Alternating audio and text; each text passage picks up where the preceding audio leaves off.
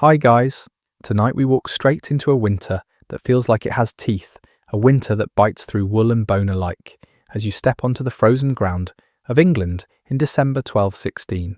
Your breath turns pale instantly, drifting away like a small ghost you do not have time to chase. Smoke barely rises from low chimneys, as if even fire has grown tired. The land feels hollowed out, scraped thin by hunger, fear, and months of chaos. So before you get comfortable, take a moment to like the video and subscribe, but only if you genuinely enjoy what I do here. And while you're settling in, tell me where you're listening from and what time it is for you right now.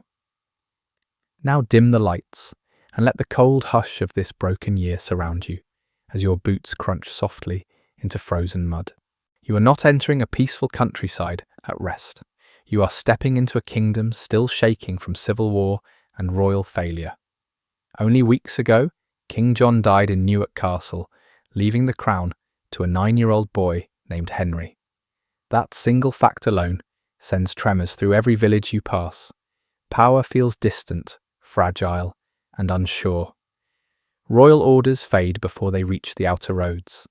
Even the tax collectors move cautiously, riding faster than usual, eyes darting toward hedges and tree lines. People whisper that the old king's mistakes still walk the land, without a body, haunting every half-empty granary and every frozen field. The winter itself feels wrong. The cold settles earlier than expected, pressing down like a heavy lid. Frost grips the earth, day after day, without relief.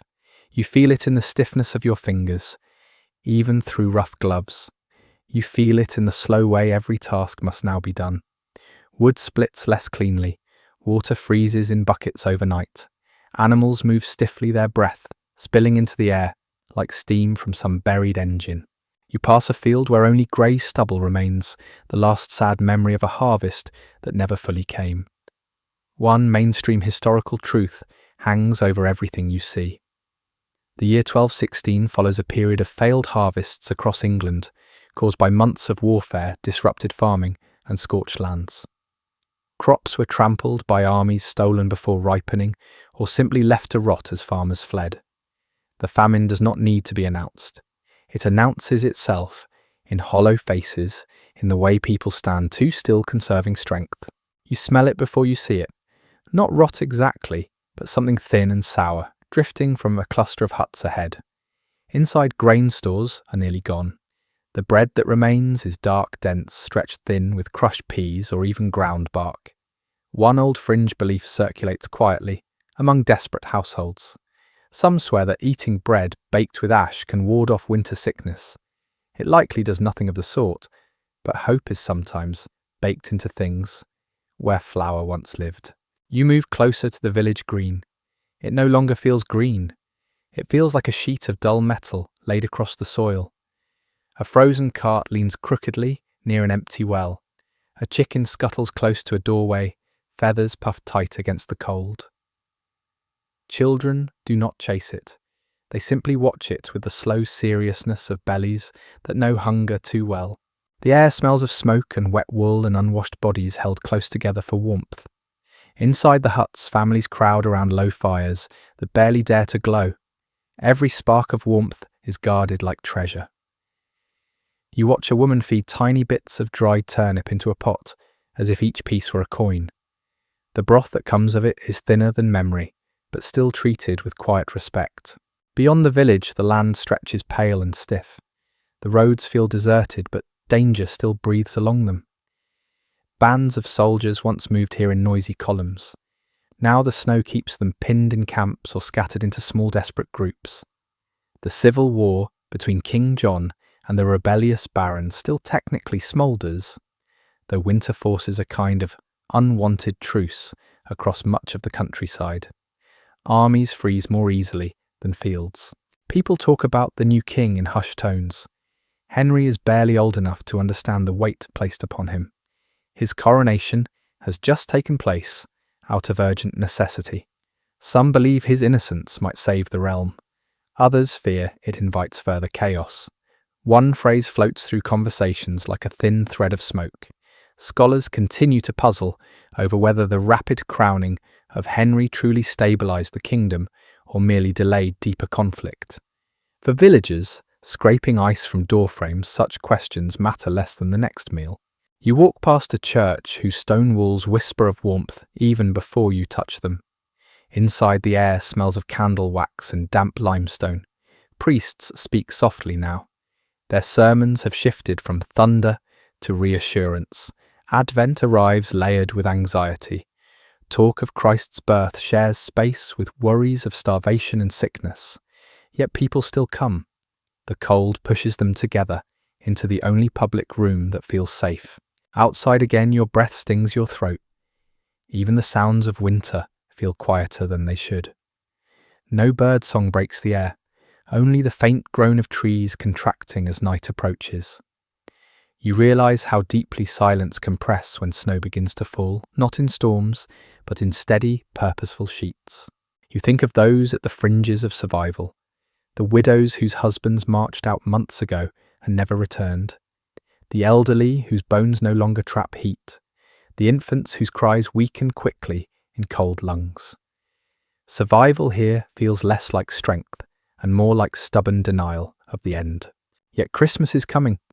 The word itself feels almost absurd against the bleakness. Still it hangs there stubborn and unbroken. People count the days not with joy, but with a kind of weary reverence. The season will come whether they are ready or not. Time does not slow for cold hands. In one dim hut, you glimpse a strange charm hanging above a doorway. It is shaped from twisted straw and bird bones tied with red thread. A local superstition says such a charm confuses wandering spirits who ride winter winds. No court scholar would endorse it, yet faith often takes shapes reason cannot polish. The smell of pine reaches you faintly. Someone somewhere has brought in branches for the holy days. There will be greenery even if bread is scarce. There will be firelight even if fuel must be rationed down to embers. These are not luxuries, they are psychological lifelines. You pause near the edge of the village and look back at the scattered huts. Each one is a small island of heat in a sea of frost. Thin smoke rises from a few roofs, while others remain dark. Not every fire can be lit tonight. You feel the winter settling more fully now. It seeps into your boots, into the back of your neck, into every place warmth tries to hide. This is only the beginning. The cold is patient. It does not rush. It plans to stay. And Christmas waits just ahead, fragile as breath on frozen glass. You keep walking as twilight settles early, because December daylight in this year feels like it barely bothers to show up at all. The sky dims into a flat grey lid, and with it the memory of the old king drifts closer, heavier than the clouds. John is gone now. His death still feels fresh in the air, still warm in the gossip that slips through villages faster than carts ever could in this cold. Some speak his name with bitterness, others with relief, a few with a strange sympathy, as if the winter itself swallowed him whole. One uncontested historical truth anchors this uneasy moment. King John of England died in October of 1216, not far from here, after losing much of his realm to rebels and foreign invasion. His passing came at a moment when the kingdom was already cracked by famine and war. Even months later, you feel the echo of that death in the way people speak softly at crossroads, in the way royal banners no longer move with confidence across the land. You pass a group of men standing near a half-frozen stream. Their breath fogs thickly between them as they talk in low voices. They are not discussing crops or firewood. They are discussing loyalty. Who still holds power now that the crown rests on the head of a child? Who will be punished and who will be spared? Fear is no longer loud. It hums beneath everything. The war that tore England open did not end neatly with the king's last breath. Rebel barons still hold lands. The French prince who once claimed the throne may return when the roads thaw. Armies wait restlessly behind snowbound hedges. You sense that winter is not peace. It is only a pause that lets everyone count what remains. Inside a nearby cottage, a man holds a faded seal pressed into wax on an old letter. It once bore royal authority. Now it feels like a relic from another life. He does not know whether to keep it hidden or burn it. In safer times, such doubts would be theoretical. In this winter, They may decide whether his family eats in the spring. The children inside that cottage sit close to the hearth, their faces orange in the glow. They have never seen King John. To them, he is only a story made of poor outcomes and quiet curses. They know he lost Normandy long before they were born. They know taxes came harder after each failed campaign. They do not use words like policy or rebellion. They use the word hunger. A strange rumour drifts through villages like frost creeping through floorboards. Some whisper that the king died from poisoned peaches. Others swear it was dysentery from swamp water swallowed during his retreat. This detail remains uncertain even to scholars today, who still debate the exact cause of his death with more paperwork than any peasant could imagine. All you know here is that sickness travels fast in war and winter alike. The mood of the countryside shifts with the news of the young king. Henry is only 9 years old. Too small, many say, to sit beneath a crown made heavy by debt and defeat. Yet some cling to the hope that a child king brings with him a clean slate. There is something almost tender in how his name is spoken, not with confidence, but with quiet permission to believe again. You feel that strange tension between exhaustion and fragile expectation as you walk. People are tired of running, tired of choosing sides, tired of burying what little they once trusted. Winter enforces stillness, whether you want it or not. Fields cannot be fought over when they are locked in ice. Roads cannot be marched when horses stumble on frozen stone. A mainstream fact colours every footstep. Communication across England in 1216 is slow even in summer. In winter, it becomes painfully unreliable. News of royal decisions takes weeks to reach distant villages. Some places still do not know who truly rules them as Christmas approaches. Authority fades and reforms itself with every mile. You stop near a hedgerow where dried berries cling like tiny dark promises. They are useless now. Birds will take them or frost will. Even nature seems undecided. A woman nearby gathers fallen twigs with stiff hands. She mutters softly, as she works not in prayer but in counting. Firewood is no longer measured in piles, it is counted in single sticks. Inside the church again, candle flames quiver against stone. A priest reads aloud a letter brought from a nearby town, announcing the boy king's coronation. His voice echoes thinly, absorbed by wool cloaks and weary hearts. Some bow their heads, others simply close their eyes. The idea of a future feels both distant and necessary at once. Among the whispers after the reading, you catch an unfamiliar detail. A few villagers are convinced that the king's final illness was a curse placed by monks whose lands he seized. This is almost certainly a superstition, born of unresolved anger rather than proof. Still, it speaks volumes about how spiritual blame fills the gaps where political understanding fails.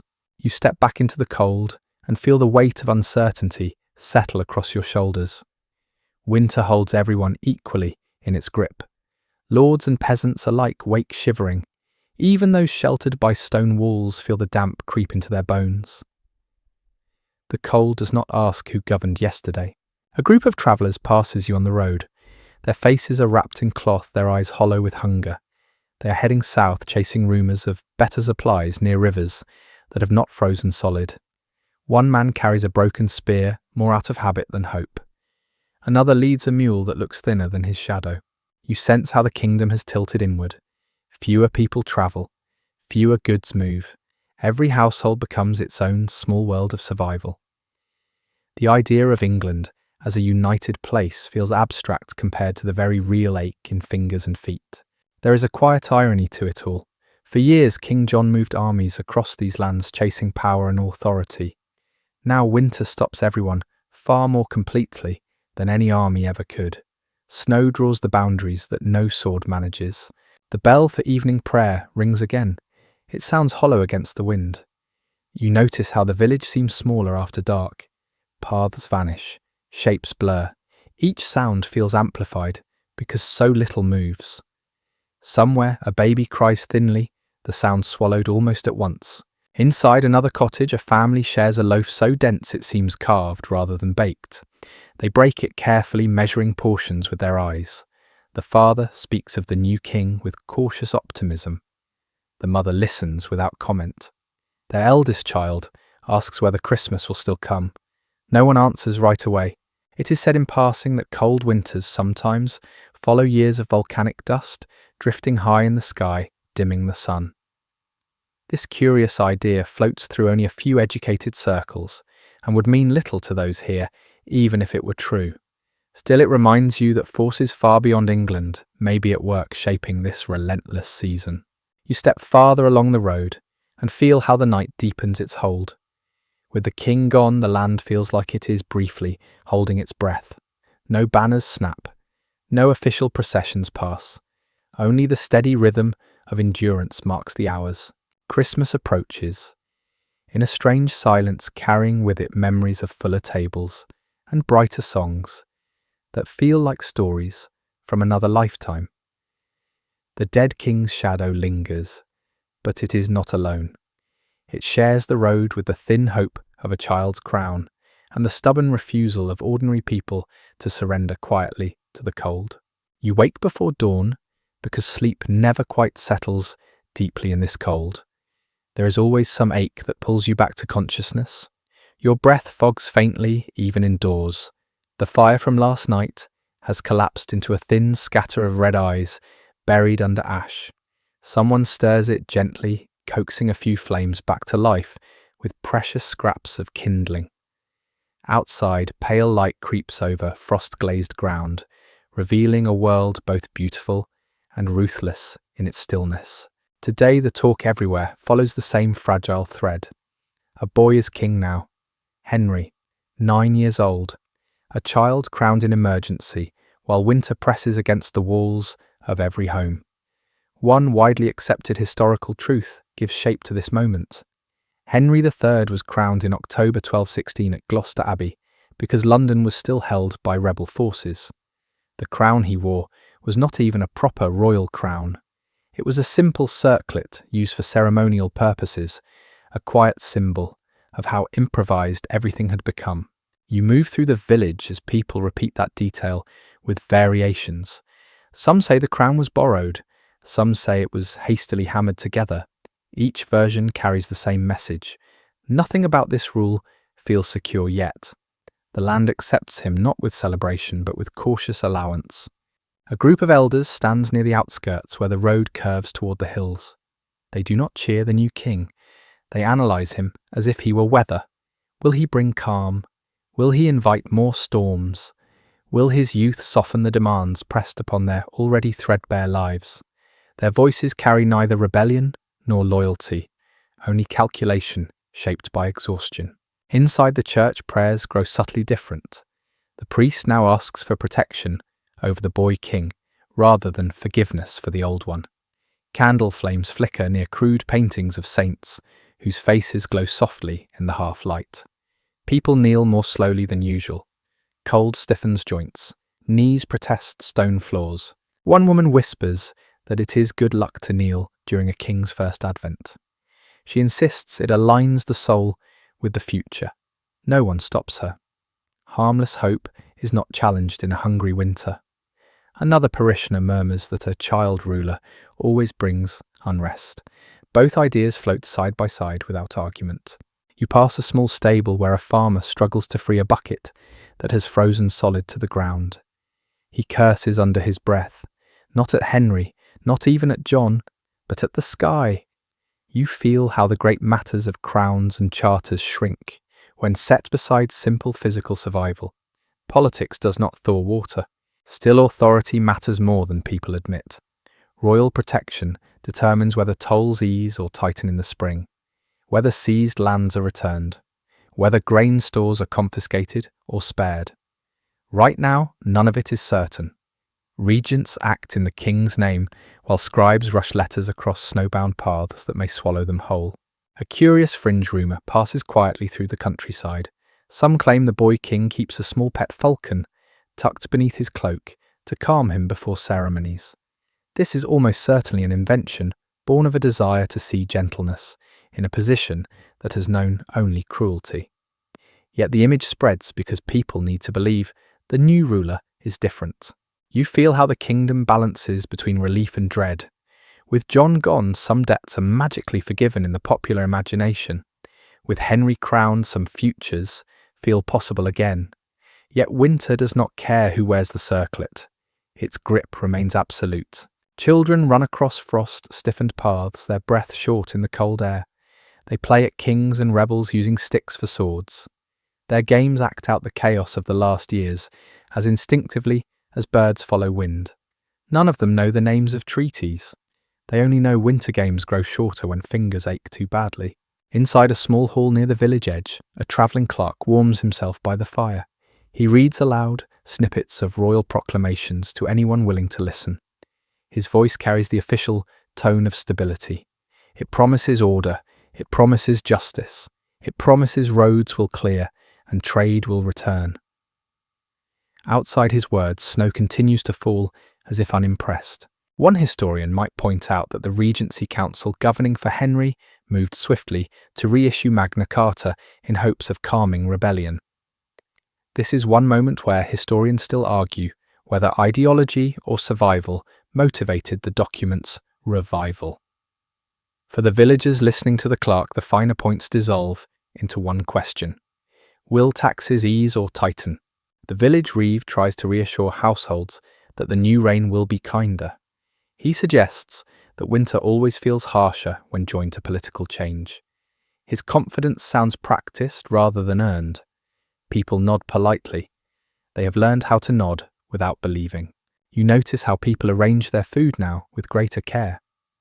Every drying rack holds thin strips of beef or fish, cut as small as possible to stretch across weeks. Even the well-fed appear lean. Winter air sharpens hunger into something more precise and less forgiving. Near the riverbank, boys chip at ice with sticks, not to break it fully, but to reach dark water beneath for buckets. The surface groans as it shifts minutely, warning and yielding in equal measure. One slip here could end quietly and without witnesses. The cold does not negotiate. The sound of distant hooves breaks the stillness. A small mounted group moves slowly toward the village. They carry no banners, only a simple royal seal tied to a pack. News continues to travel, imperfect but persistent. Some cheer softly at their arrival. Others step back into doorways, uncertain whether such visits bring help or demands. A messenger announces that land seized unjustly will be reviewed under the new regency. It sounds generous. It also sounds slow. Winters do not wait for paperwork. Families who lost fields months ago cannot plant promises. You feel the emotional rhythm of the people begin to shift from outright despair toward wary calculation. Survival remains the priority, but future survival is now discussed again. The idea of spring re-enters language like a timid bird testing the air. As night falls once more, frost crawls up the sides of barrels like white lace. The wind quiets briefly, creating a silence so complete that even distant dogs stop barking. The boy king's fragile promise settles across the land, not as warmth, but as something that might one day allow warmth to return. For now, the winter claims the final word of every evening. The days shorten so quietly that you almost do not notice them slipping away. Morning arrives muted and pale, and evening follows far too soon, pulling its dark cloak over fields that barely seemed awake. Christmas draws nearer now, not with bells and brightness, but with the slow tightening of hunger and preparation shaped by scarcity. You feel it in the way people move faster, with their heads down, as if the cold might favour those who do not linger beneath it. Snow powders the road in thin layers that crunch softly underfoot. Each step sounds louder than it should in the stillness. Along the path, villagers drag bundles of brush and broken fencing toward their homes. No one wastes full branches if smaller sticks will burn. Firewood has become a language of survival spoken in careful quantities. What remains certain from surviving records is this. The approach of Christmas in the winter of 1216 found much of England deeply strained by famine, interrupted farming, and the exhaustion of years of conflict. This was not a season of feasting for most. It was a season of making do with whatever stubborn resources remained tucked into earth wall or memory. Inside the village, you see women stooping over low tables, slicing turnips into slivers so thin they seem almost translucent. Dried peas are pounded into rough meal. Barley is soaked overnight to swell before being stretched across days. Each ingredient is reshaped into something that pretends to be abundance. Stews grow watery but still receive a blessing before being shared. Smoke thickens in living spaces. The smell of damp wood clings to clothing, hair, and skin. It follows you as you move from hut to hut, a constant reminder that warmth comes at the price of breath made harsh and black with soot. Some cough quietly into sleeves. Others simply accept sore lungs as part of the season. The church becomes busier as Christmas approaches. Not festive busy, but practical busy. The stone walls hold heat better than timber. People gather not only for prayer, but to sit shoulder to shoulder, where breath builds warmth between bodies. Candles burn down faster than usual. Wax drips into shallow bowls to be reformed later into stubby new lights. A strange country, saying, circulates among the women preparing the altar cloths. It claims that cloth washed on Christmas Eve will invite sickness in the coming year because spirits wander near rivers that night. Whether believed or not, no one dares test it. Laundry waits. Some risks feel too unnecessary when life already balances on thin edges. Children rehearse small songs in the corner of the nave. Their voices are soft, unsteady, but persistent. Even without proper food, even without gifts carved from rest and plenty, the habit of singing remains stubborn. You notice that the lyrics bend slightly toward longing rather than celebration. Along the road, travellers continue to thin. Those who do pass are quieter than usual. A cart squeals faintly as its frozen wheels protest movement. The merchant beneath its canvas cover looks older than the winter itself. He explains that trade routes have slowed to a crawl. Rivers glaze over. Roads vanish beneath drifting snow. What little arrives now moves on rumour and persistence rather than certainty. Modern researchers disagree over how widespread starvation truly became that winter, but village by village, the signs remain unmistakable. Meals shrink. Animals are slaughtered earlier than planned. Seed grain disappears into cooking pots sacrificed in the present at the cost of the future. At one doorway you notice a small evergreen branch tied above the lintel with twine. It holds no ornament, only its sharp scent. A woman explains quietly that keeping green inside the home reminds the soul that spring still exists somewhere beyond the snow. No one argues with that logic. The branch stays. In another dwelling, a thin candle burns between two loaves laid aside for Christmas Day. The loaves are smaller than bread was meant to be, but they're treated with ceremony. No one touches them yet. They represent not wealth, but intention.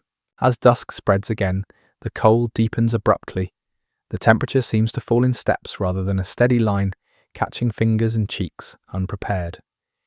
You feel the sting return to your ears. Somewhere a dog howls low and long, its voice swallowed by trees that no longer rustle. You see how the idea of Christmas now functions less as a feast and more as a marker people cling to for structure. It gives shape to time. It promises at least one evening where fire will be coaxed brighter and food, however thin, will be shared deliberately instead of rationed silently. Talk drifts between doorways about what the coming holy night should contain. Some mention candles, some mention bread, some mention nothing at all, as if it hurts to articulate expectations too clearly. Near the edge of the green, two elderly neighbours sit wrapped in layered cloaks, trading memories of winters that once felt less cruel. One recalls a Christmas where apples were still plentiful. The other remembers honey cakes. Their voices soften as they speak, not fully believing their own recollections. The wind lifts suddenly, brushing loose snow into shallow drifting waves across paths and thresholds. Powder swirls against your legs, cold and dry as sifted flour. It shapes little dunes against walls that will harden by morning. You sense the village drawing inward with the light. Doors close earlier now. Fires dim sooner. Human activity compresses into the warmest central pockets of each home. Outside becomes a place to visit, briefly and reluctantly. Christmas is close enough to feel, but not close enough to ease the weight yet. It hovers ahead, like a promise written in frost. You step beyond the last clustered huts, and into the quiet edge of the countryside, where fields lie stiff and colourless, beneath a thin crust of frost. This is where food must still be found, when stores shrink and winter refuses to loosen its grip. The land looks asleep, yet people continue to search it with patient desperation. Every hedgerow, hollow and ditch becomes a place of quiet possibility. You move with a small group heading out at first light. No one speaks much. Breath feels too precious to waste on conversation. Fingers numb quickly as you push aside brambles and dead grass. Beneath the brittle surface, tiny signs of life still hide. A few bitter roots, dandelion greens curled tight against the cold, burdock buried deep beneath frozen soil that must be chipped away slowly. From surviving household accounts, it is clear that medieval villagers relied heavily on wild foraging during lean winters, especially in years when stored grain failed early. What began as a seasonal supplement often turned into a primary food source when famine hovered nearby. The forest edge was not simply scenery, it was a pantry without walls. You watch as one woman kneels for long minutes coaxing a stubborn root from the frozen earth, inch by inch. When it finally comes free, it is scarcely larger than a thumb. She weighs it carefully in her palm, as though measuring its worth against the effort it required. Then she tucks it into her pouch without comment. Along the hedges, children move low and quick, scanning for dried berries that birds may have missed. Their hands move with a quiet speed that comes from long practice. There is no excitement in the hunt now, only focus. Hunger sharpens attention, like a blade. An odd countryside belief floats through these foraging parties. Some insist that plants gathered at dawn during Advent carry special strength against sickness. Whether it is faith or simple routine, people rise early to search before daylight fully claims the ground. You feel the cold biting through the soles of your boots as you follow a narrow track toward a partially frozen stream. Along its edge, reeds snap when touched. Beneath the ice, dark water still moves, and with it the hope of small fish trapped in quiet shallows. A man lowers a simple net through a broken patch of ice hands, trembling not from fear but from exposure. The work is slow. The net rises nearly empty, more often than not. When a fish finally appears in the mesh, it is small and pale, hardly the size of a meal. Still, it is greeted with murmurs of approval. Even a mouthful matters now. Modern scholars remain divided over how widespread knowledge of edible wild plants truly was among medieval villagers. Some argue such knowledge was common and generational. Others suspect it varied greatly by region and fortune. Out here in the cold, the debate feels remote. What matters is that people try again and again to coax sustenance from stubborn ground. You notice how carefully every find is handled. Nothing is eaten on the spot. Everything is carried home to be shared or planned. A root may become part of supper. A handful of greens may flavour a thin broth. Even bark scraped from young trees is saved, dried and ground into meal that stretches bread further than flour alone ever could. The forest itself feels tense. Branches creak faintly as frost tightens them. Snow muffles footsteps, but amplifies the quiet in even stranger ways. Each sound seems isolated in a wide stillness, like a note held alone in empty air. Near a fallen oak, a boy points excitedly at a cluster of mushrooms growing stubbornly from rotting wood.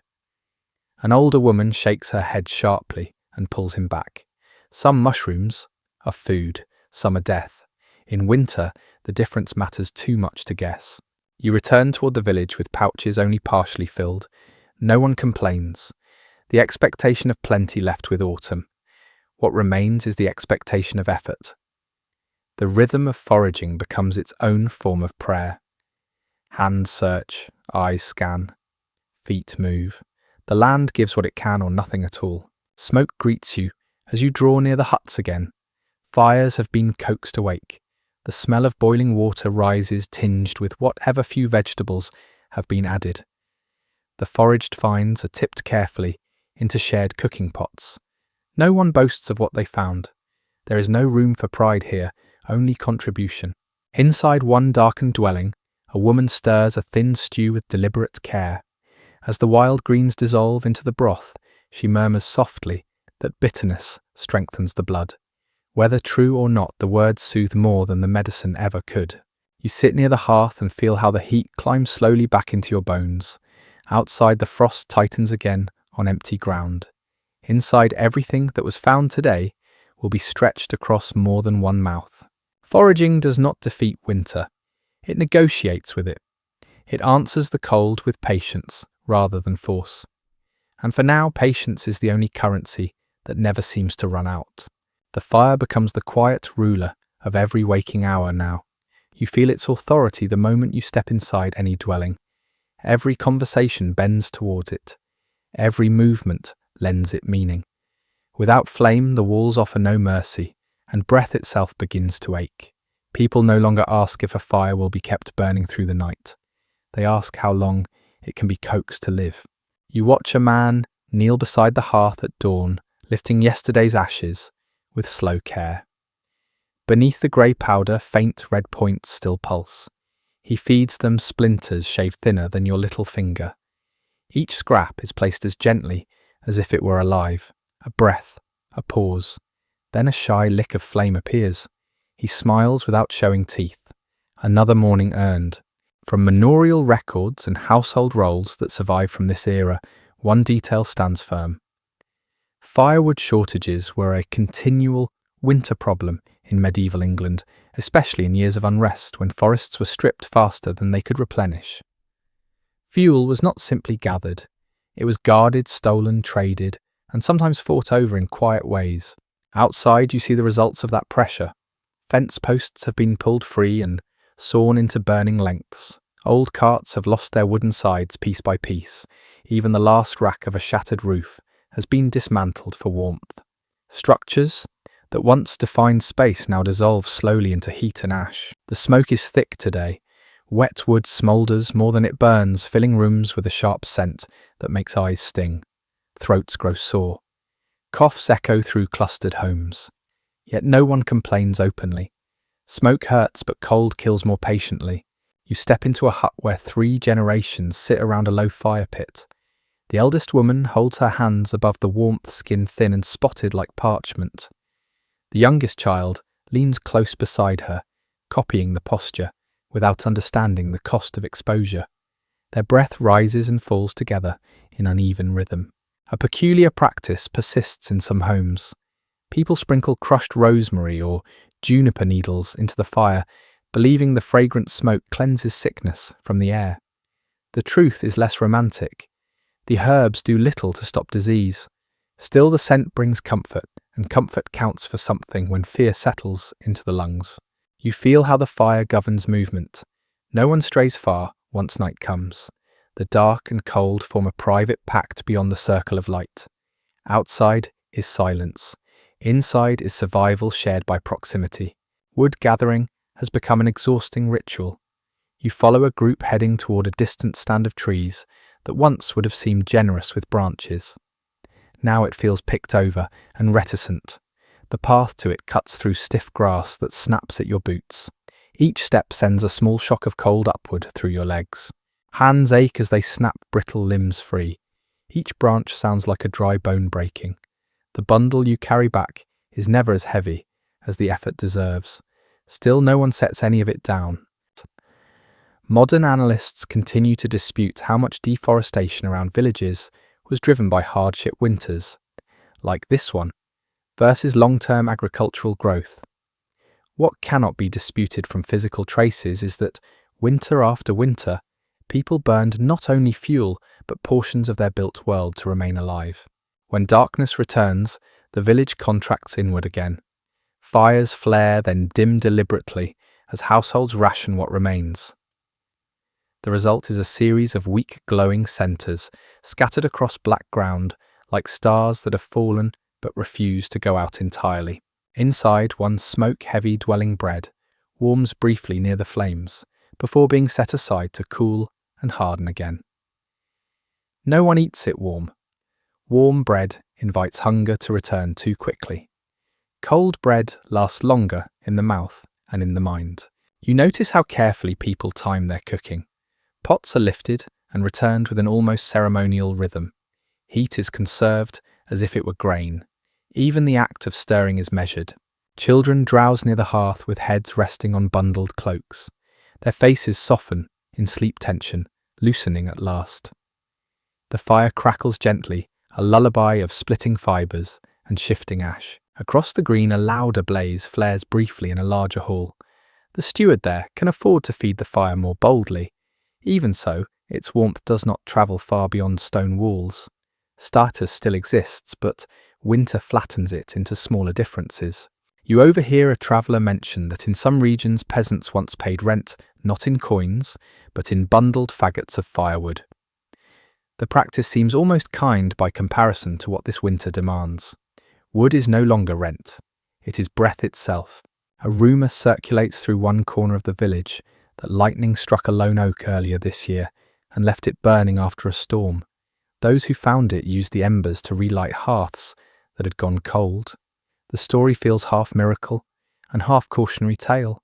Either way, it spreads not because of proof, but because people need to believe that fire can return when lost. The air dries further with each burning night. Lips crack, skin splits at knuckles. A woman offers a child a smear of goose fat to soothe the sting. Fat is nearly as valuable as wood now, yet it is given because pain steals more strength than kindness ever will. You sense how fire reshapes time. Evenings grow longer as people linger near what little warmth they can claim. Mornings arrive reluctantly because rising means stepping away from heat. Daylight holds less authority than flame. Outside, frost continues its quiet conquest of everything left exposed. Inside, the fire wages a constant small rebellion against that conquest. It never wins. It only delays. You sit long enough to notice the subtle sounds that fill the room. Crackles, soft coughing, the scrape of a bowl, the hiss of moisture driven from green wood. These become the winter's music, when all other sounds retreat. Another strange countryside habit slips into conversation. Some believe ashes scattered at the threshold on Christmas Eve keep frost from crossing into the heart of the home. Others dismiss it as nothing more than old habit. Still, ashes are scattered at more than one doorway when the night comes. Toward midnight, fires dim to glowing islands. Someone always stays awake to watch them. The watcher's task is not only to feed the flame, but to protect the household from the terror of waking to cold darkness. A dead fire feels like a warning too heavy to ignore. As you settle near the embers, your senses soften. The constant fight for warmth narrows the world into something almost manageable. One room, one flame, a handful of shared breaths. Outside, the winter stretches boundless and indifferent. Inside, the fire holds for now. You feel the wind shift before you hear it, a low groaning sweep across the rooftops that sends a tremor through every loose board and poorly sealed wall. Night has passed, but the cold has not softened. Instead, it presses harder, as though the air itself thickens with each breath you take. This is the hour when homes reveal their weaknesses. You push your palm against a wall and feel it quiver gently, as if the timber were breathing along with the storm. You step into a modest dwelling where the roof slopes low enough to touch if you extend your hand. Every inch of space seems claimed by some attempt to keep the cold at bay. Straws stuffed into cracks, old cloaks hung along the windward side. Clay patched over gaps that never fully close. People here do not trust walls. They constantly reinforce them. From chronicles kept by monastic scribes, you find consistent notes on how fragile rural housing could be during particularly harsh winters. Many cottages were built of wattle and daub, sturdy in theory, but easily compromised by storm's frost and sheer age.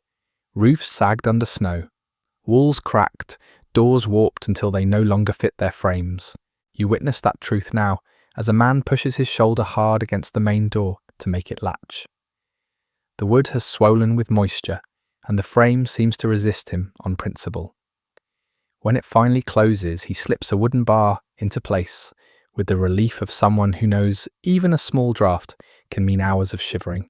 Inside, the air is thick with the smell of damp wool smoke and bodies pressed close. Families sit wrapped in layers of cloth that have not been washed since before the frost arrived. Cleanliness waits for warmer months. Survival arrives in whatever form keeps the cold from reaching the skin. A peculiar superstition lingers among the older villagers. They say that keeping a small stone under the hearth on the coldest nights prevents the walls from splitting in two. The belief likely has no basis in anything but repetition, yet stones lie under many hearths regardless. Ritual matters more when logic offers no comfort. You hear the wind push against the home again, a long low creak that makes the rafters tremble. Snow tries to sift down through the thatch, caught only by the thin cloth stretched beneath the beams. The cloth sags in places where snow melt has soaked through, forming small pools of cold water that drip steadily into waiting bowls. At the back of the cottage, a child sits huddled in a hollow, near the hearth, tracing patterns on the dirt floor with a stick. The marks disappear almost instantly as another draft slips across the ground. You realise how the cold rearranges space itself.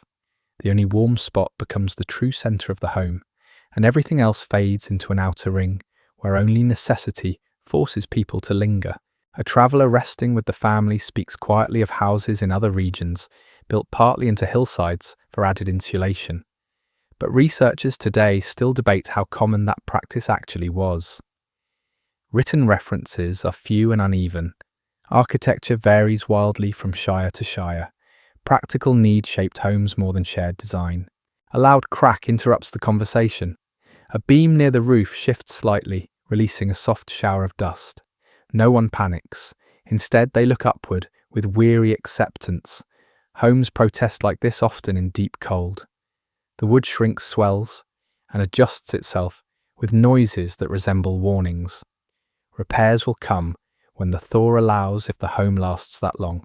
You step back outside and feel the shock of the wind hit you instantly. The cold wraps itself around your neck, like a living thing. You pass other cottages showing similar signs of strain.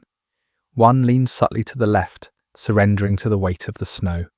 Another has heavy stones stacked along its outer wall to brace it against collapse.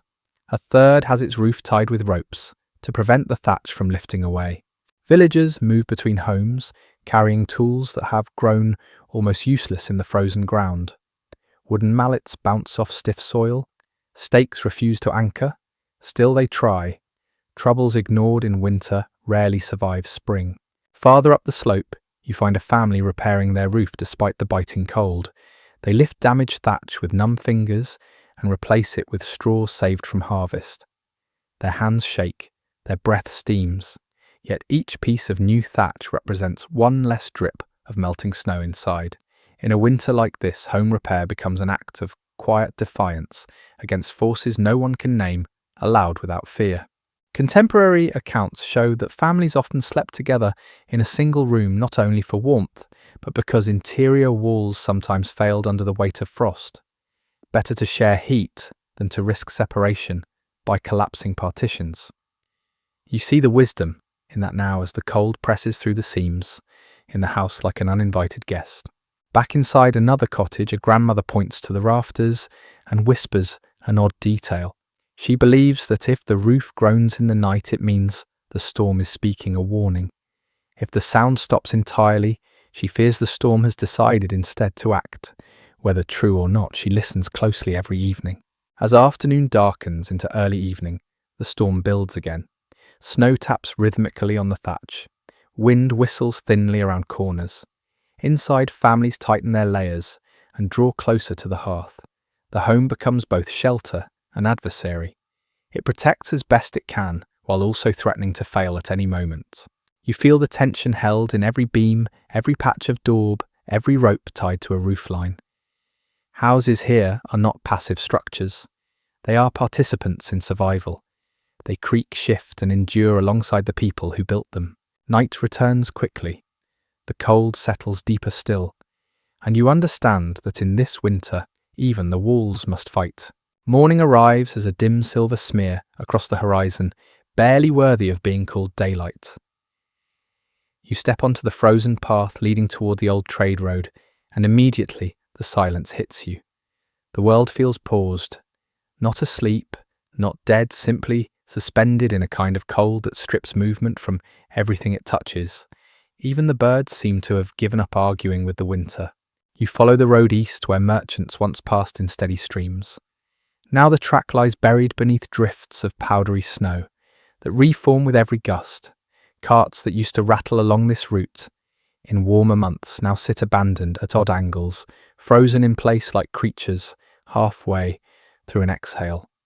One wheel is lodged deep in ice, another has split entirely.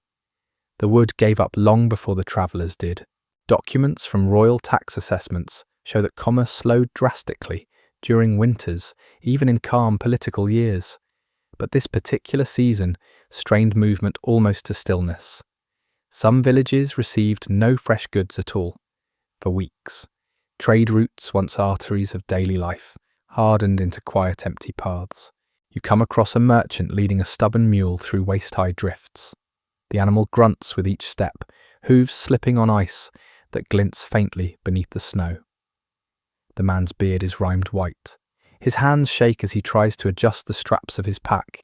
He tells you he carries salt and bits of dried fish, but has no guarantee he will reach his destination before hunger outpaces him. You walk beside him for a moment, sharing what little warmth two bodies can generate. A curious winter custom creeps into your thoughts as you move on. Some travellers believe that hanging a sprig of holly on one's pack keeps spirits of the road at bay. It makes a bright little contrast against the bleakness, though the charm likely brings more comfort than protection. You reach a crossroads where market stalls once bustled with voices, gossip and coin. Now they resemble skeletal frames, their coverings long torn away by storms. Frozen ropes sway softly in the wind. Barrels meant for storing apples lie empty, their insides dusted with frost. The place feels like a hollow memory, its purpose carved out by the season. The few merchants who remain conduct their business in swift, hushed exchanges. A woman selling dried beans counts them individually into a customer's cloth pouch, her fingers trembling from cold more than fatigue.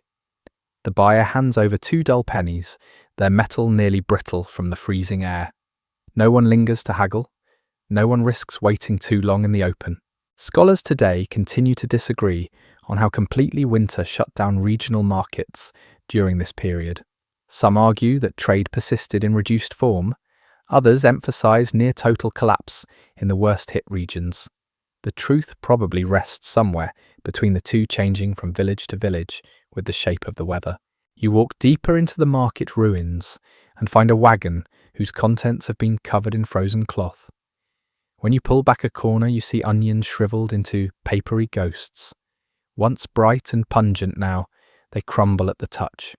The merchant who owned them must have fled long ago or perished on the way. A trader wrapped in layers of mismatched wool stands near the edge of the square, warming her hands over a small brazier. She glances up as you approach and sighs that coastal towns once sent dried fish and salt inland, but storms near the shore now prevent ships from docking. News travels slowly, but rumours spread fast. One man claims an entire fleet is trapped by ice. Another insists brigands have taken advantage of the weather to raid shipments north. No one knows exactly which story is true. You watch as 2 boys attempt to drag a crate across the frozen road. The crate catches on a rut of ice and nearly topples them both. They laugh, but the sound is thin, brittle, too quickly swallowed by the stillness. Inside the crate lies a tangle of broken pottery. Even small luxuries like ceramic bowls have become scarce now. Footprints mark the snow, where travellers stop to rest or turn back in defeat.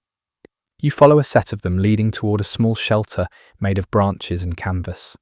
Inside, a pair of wanderers curl close to a dying fire. Their faces are gaunt, their boots cracked open near the toes. They ask if you've seen signs of the next village. You have, but your answer brings little comfort. The road ahead is worse. One of the wanderers shares a strange belief he heard far to the south. He says some people think winter travels on the back of an invisible giant roaming the countryside, stepping wherever the cold hits hardest. The giant is slow this year, he says, but thorough. The idea is fanciful, yet the intensity of this cold makes you wonder how people give shape to hardship when explanations fail. You rise and continue along the road. The ruts below you appear faintly in the snow, preserved like old scars. They remind you that this land once pulsed with activity. Horses, carts, peddlers, pilgrims, tax collectors, all weaving together the daily rhythm of movement.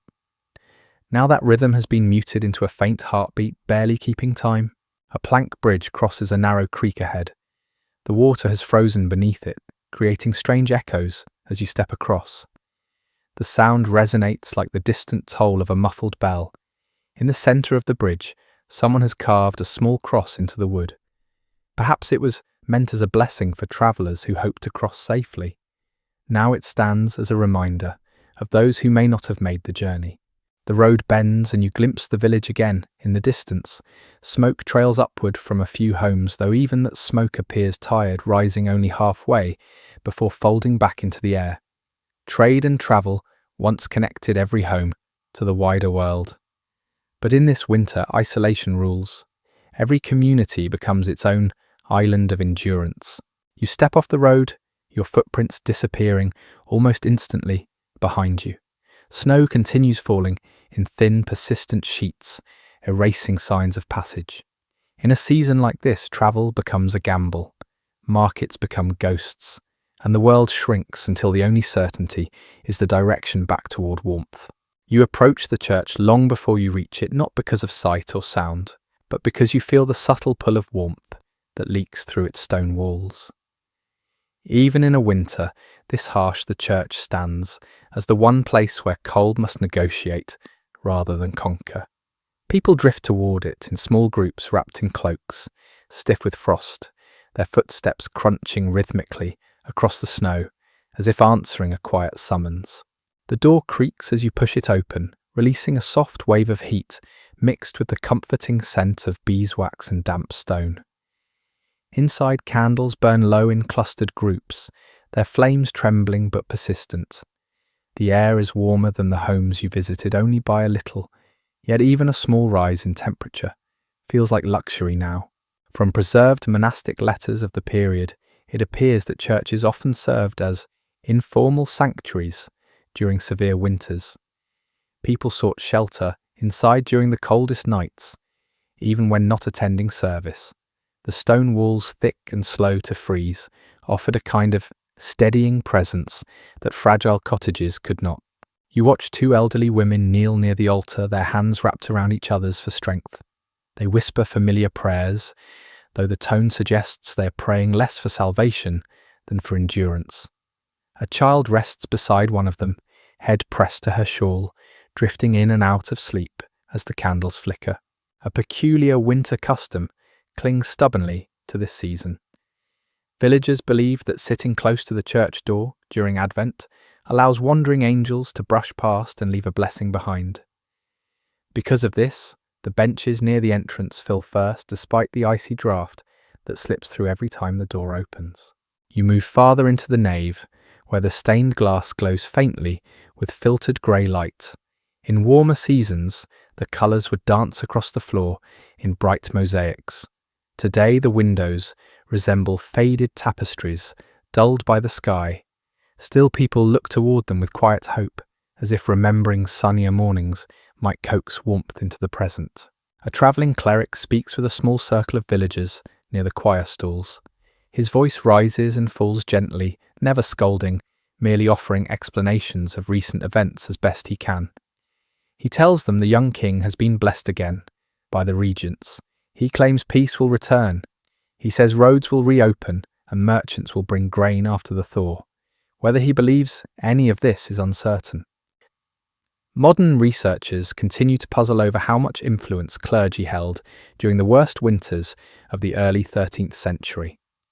Some scholars suggest that priests acted as community leaders when officials fled or perished. Others argue that their authority fluctuated with local temperament.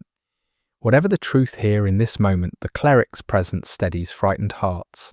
You notice a boy carrying a small bundle wrapped in cloth.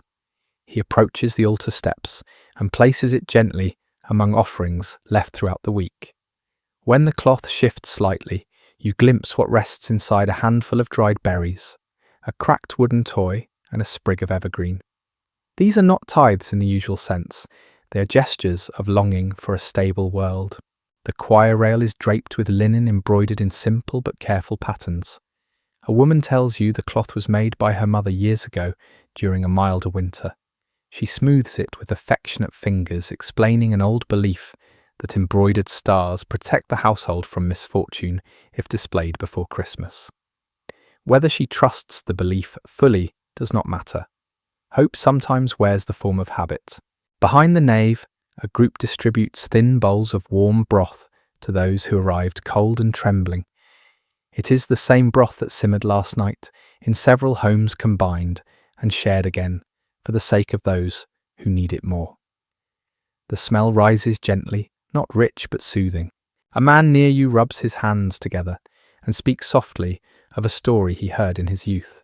He claims a saint once walked across a frozen lake to reach those trapped by winter storms.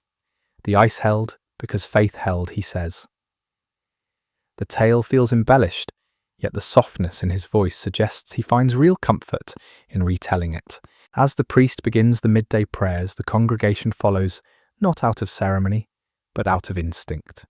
They bow their heads. They murmur the familiar words. Some close their eyes tightly, focusing not on holiness, but on the possibility of safety. The church becomes the village's shared heartbeat for a little while. A cold draught slips through the door again as another group enters. Snow dusts their cloaks and hair. They move slowly down the aisle, settling onto a bench with the heavy sighs of travellers, grateful simply to sit. One of them removes boots cracked nearly in half, exposing frostbitten toes wrapped in strips of cloth. The priest notices and gestures for someone to bring warm water. Silence settles gradually as prayers end. A few children play at stacking candle stubs into tiny towers. Adults sit quietly in the pews, their bodies relaxing in the slight warmth. No one rushes to leave. Outside awaits the unbroken winter. Inside holds the illusion that time slows and cold forgets its hunger. In a far corner you find a woman pressing her palm against the stone pillar nearest the transept. She explains that villagers believe the church stones remember summer heat better than walls of wood. Touching them, she says, can pass a little of that forgotten warmth back into the hand. The idea is charmingly hopeful, and the stone does feel faintly warmer than the air. When you finally step back outside, the brightness startles you. Snowflakes drift lazily, catching light in their edges, like fragments of glass. Your breath forms soft clouds once again. Behind you, the church stands steady and calm, a quiet anchor, in a world that feels adrift in frost. Even in a winter like this, the church offers more than shelter. It offers a rhythm, a gathering, a reminder that people can meet without fear of the wind claiming their words. It is one of the few places where warmth relies not only on fire, but on closeness. Snow falls again before dawn, beginning as a soft sift of powder and thickening into a steady veil that quiets every sound around you. As you step into the village path, you notice how the world feels smaller when snowfall tightens its grip. Roof lines blur, footprints soften. Even the voices of children seem muted, pressed down by the weight of the sky. Today your attention drifts toward the smallest bodies in this harsh season, those who feel the cold more quickly and recover from it more slowly.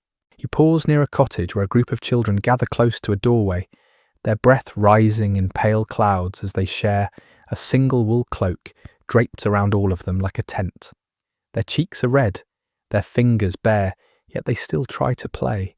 They toss handfuls of snow at each other, the movement sluggish but determined. Childhood refuses to vanish, even under frost. Inside the same home, a thin baby lies, bundled in layer after layer of linen.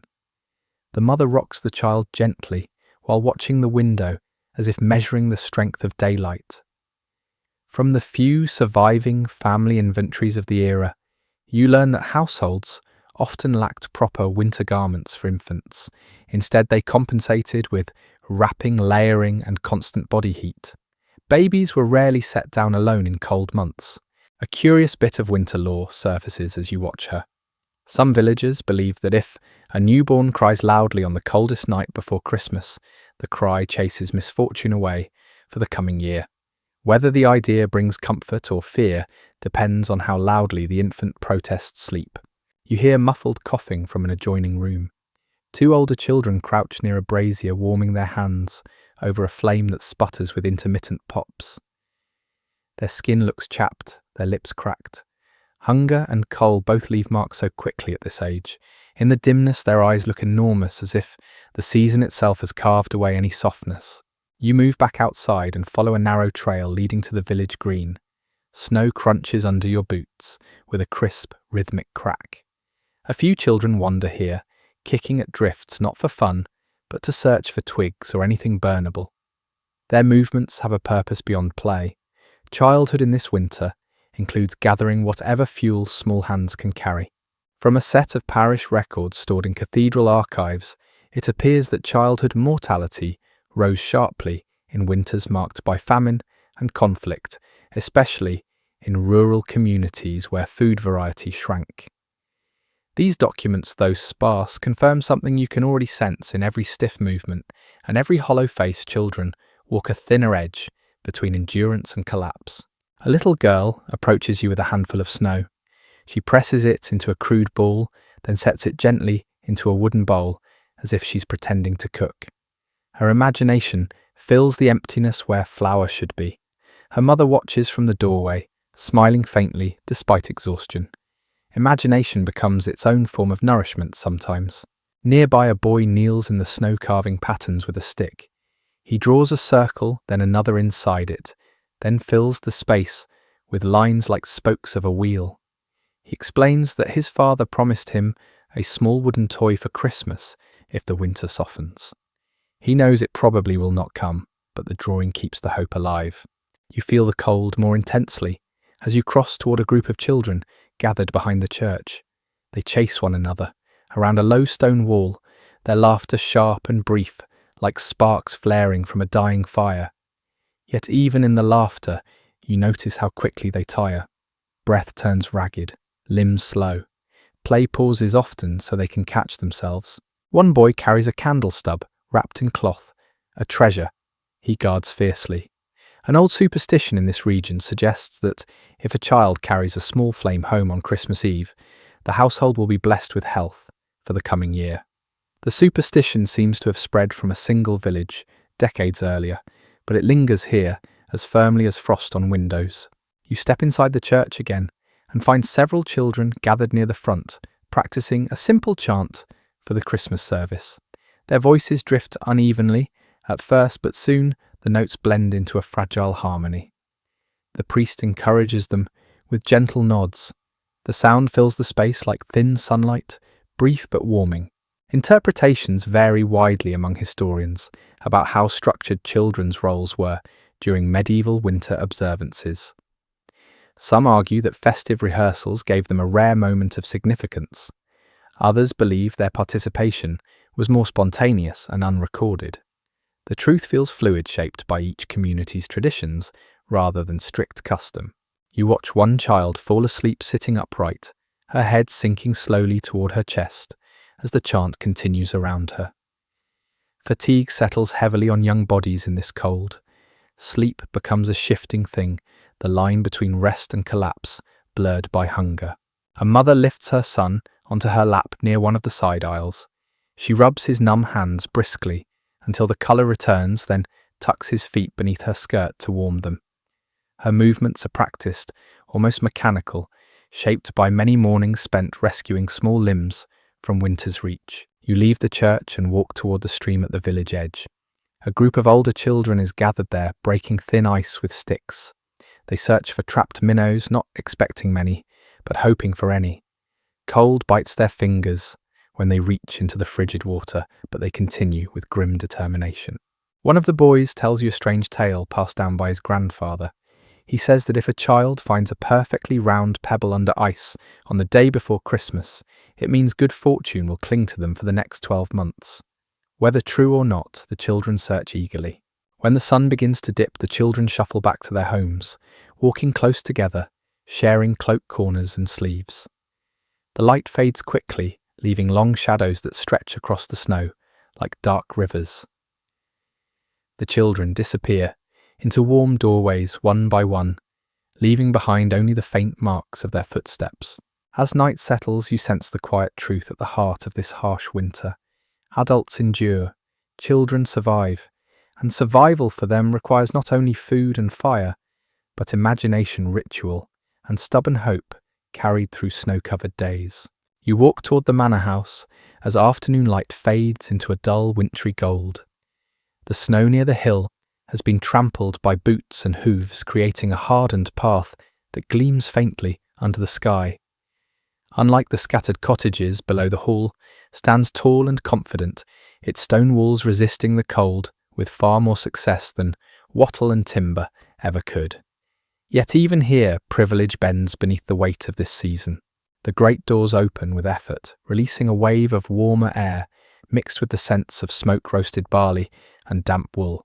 Inside the hall glows with the light of several fireplaces at once, though even their combined warmth feels stretched thin. Nobles sit wrapped in cloaks trimmed with fur, their hands hovering close to the flames. Comfort, in this winter, is relative. A servant carries a tray of salted meat past you, and you notice how little of it there is. From several royal household documents that survived from the early 13th century, you learn that even noble stores tightened dramatically during years of famine. Grain ran low, livestock weakened, feasts shrank into modest meals. Wealth still granted options, just fewer than usual. The lord of the hall speaks with a steward near the hearth, their voices low and tense. They discuss dwindling supplies, worsening roads, and the likelihood that no tradesman will reach them before the thaw. Their tone is wrapped in politeness, but the anxiety beneath it feels unmistakable.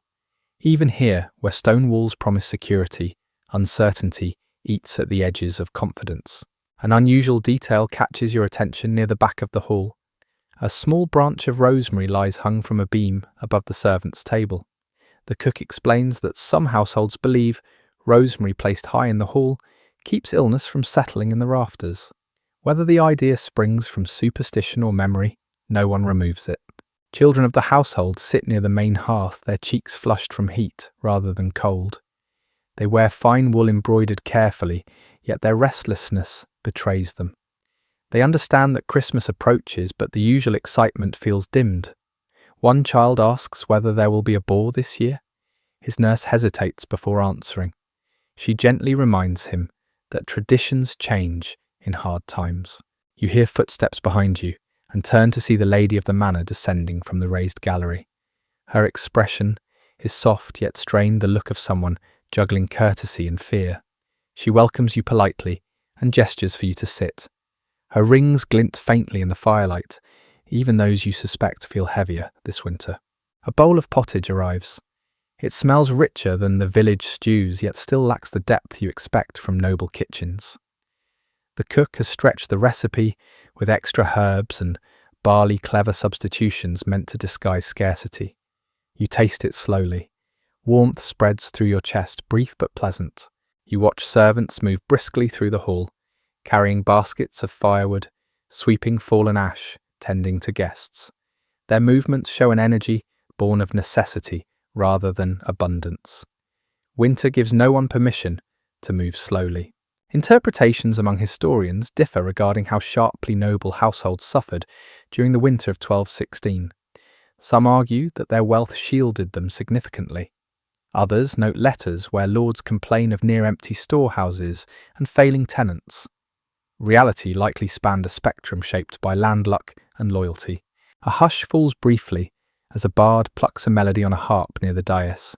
His voice rises into a quiet, lilting song that tells of warmer seasons, green hills, and hunts that lasted from dawn to dusk.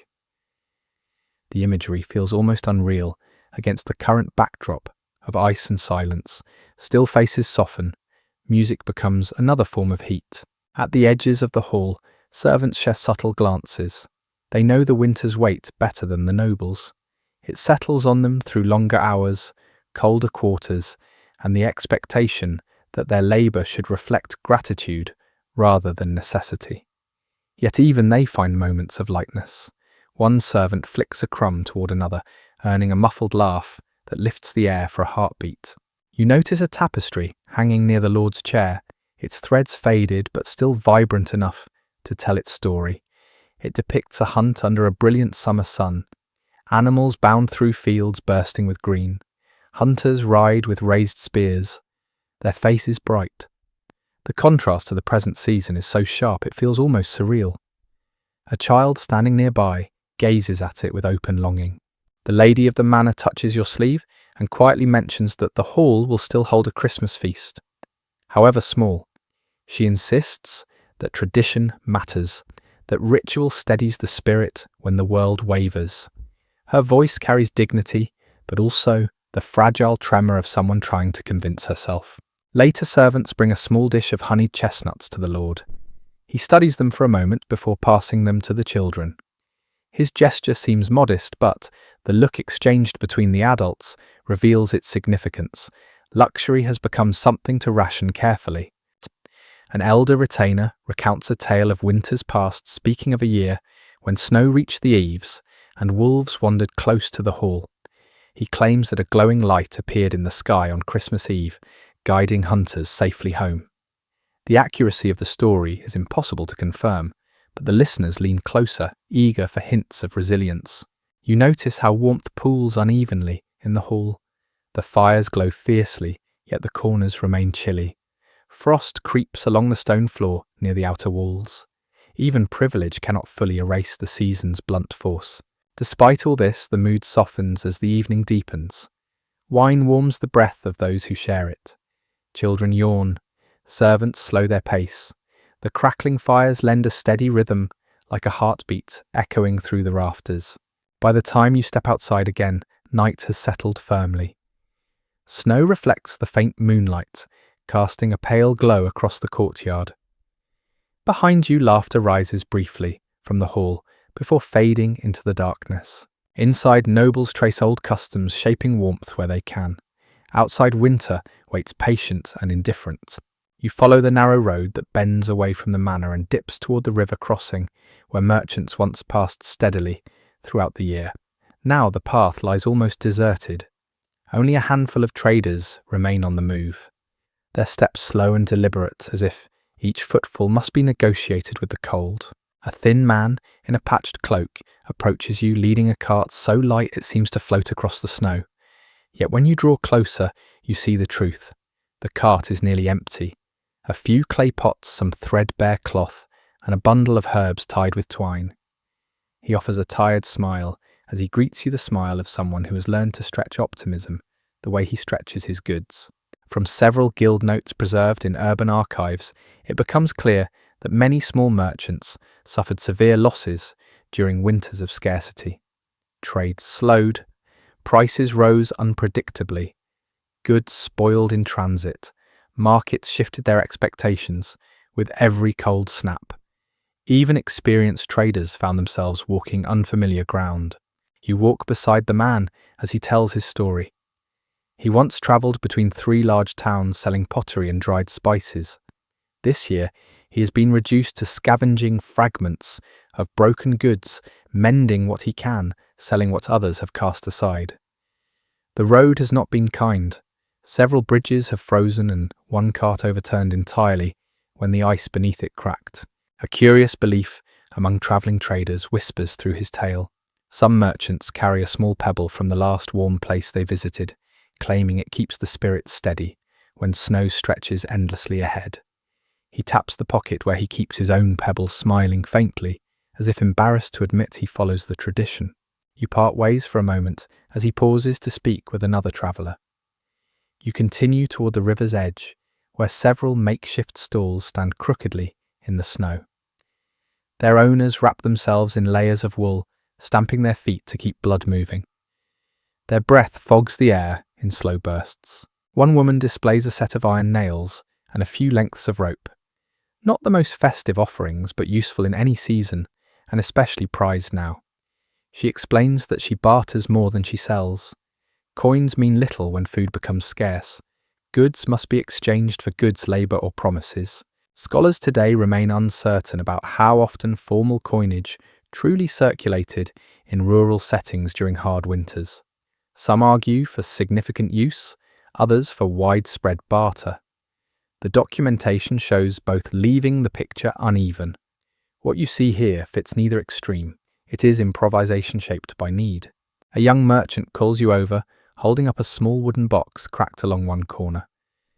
Within the box lies a scattering of beads once bright, now faded. He hopes to trade them for candles. His hands shake as he counts them, perhaps from cold, perhaps from worry. You sense he has repeated the same bargain in village after village. Nearby, a pair of brothers unload fish from a sled. The fish are stiff, frozen into shapes that no longer resemble living things. Still, they sell quickly. Food of any kind draws attention.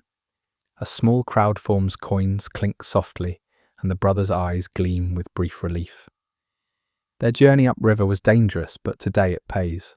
As you watch the exchanges ripple across the snowy clearing, you notice how the silence of winter shapes the rhythm of trade.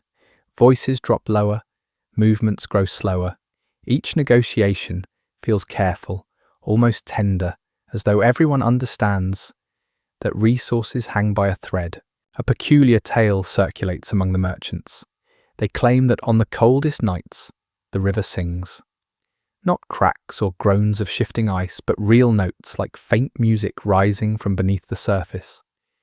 The river is frozen silent now, but the story lingers, carried on the breath of traders whose journey stretched too long for comfort. Snow begins to fall in soft clusters, drifting between stalls like wandering flakes of ash. Merchants hurry to cover their goods with cloths and lids.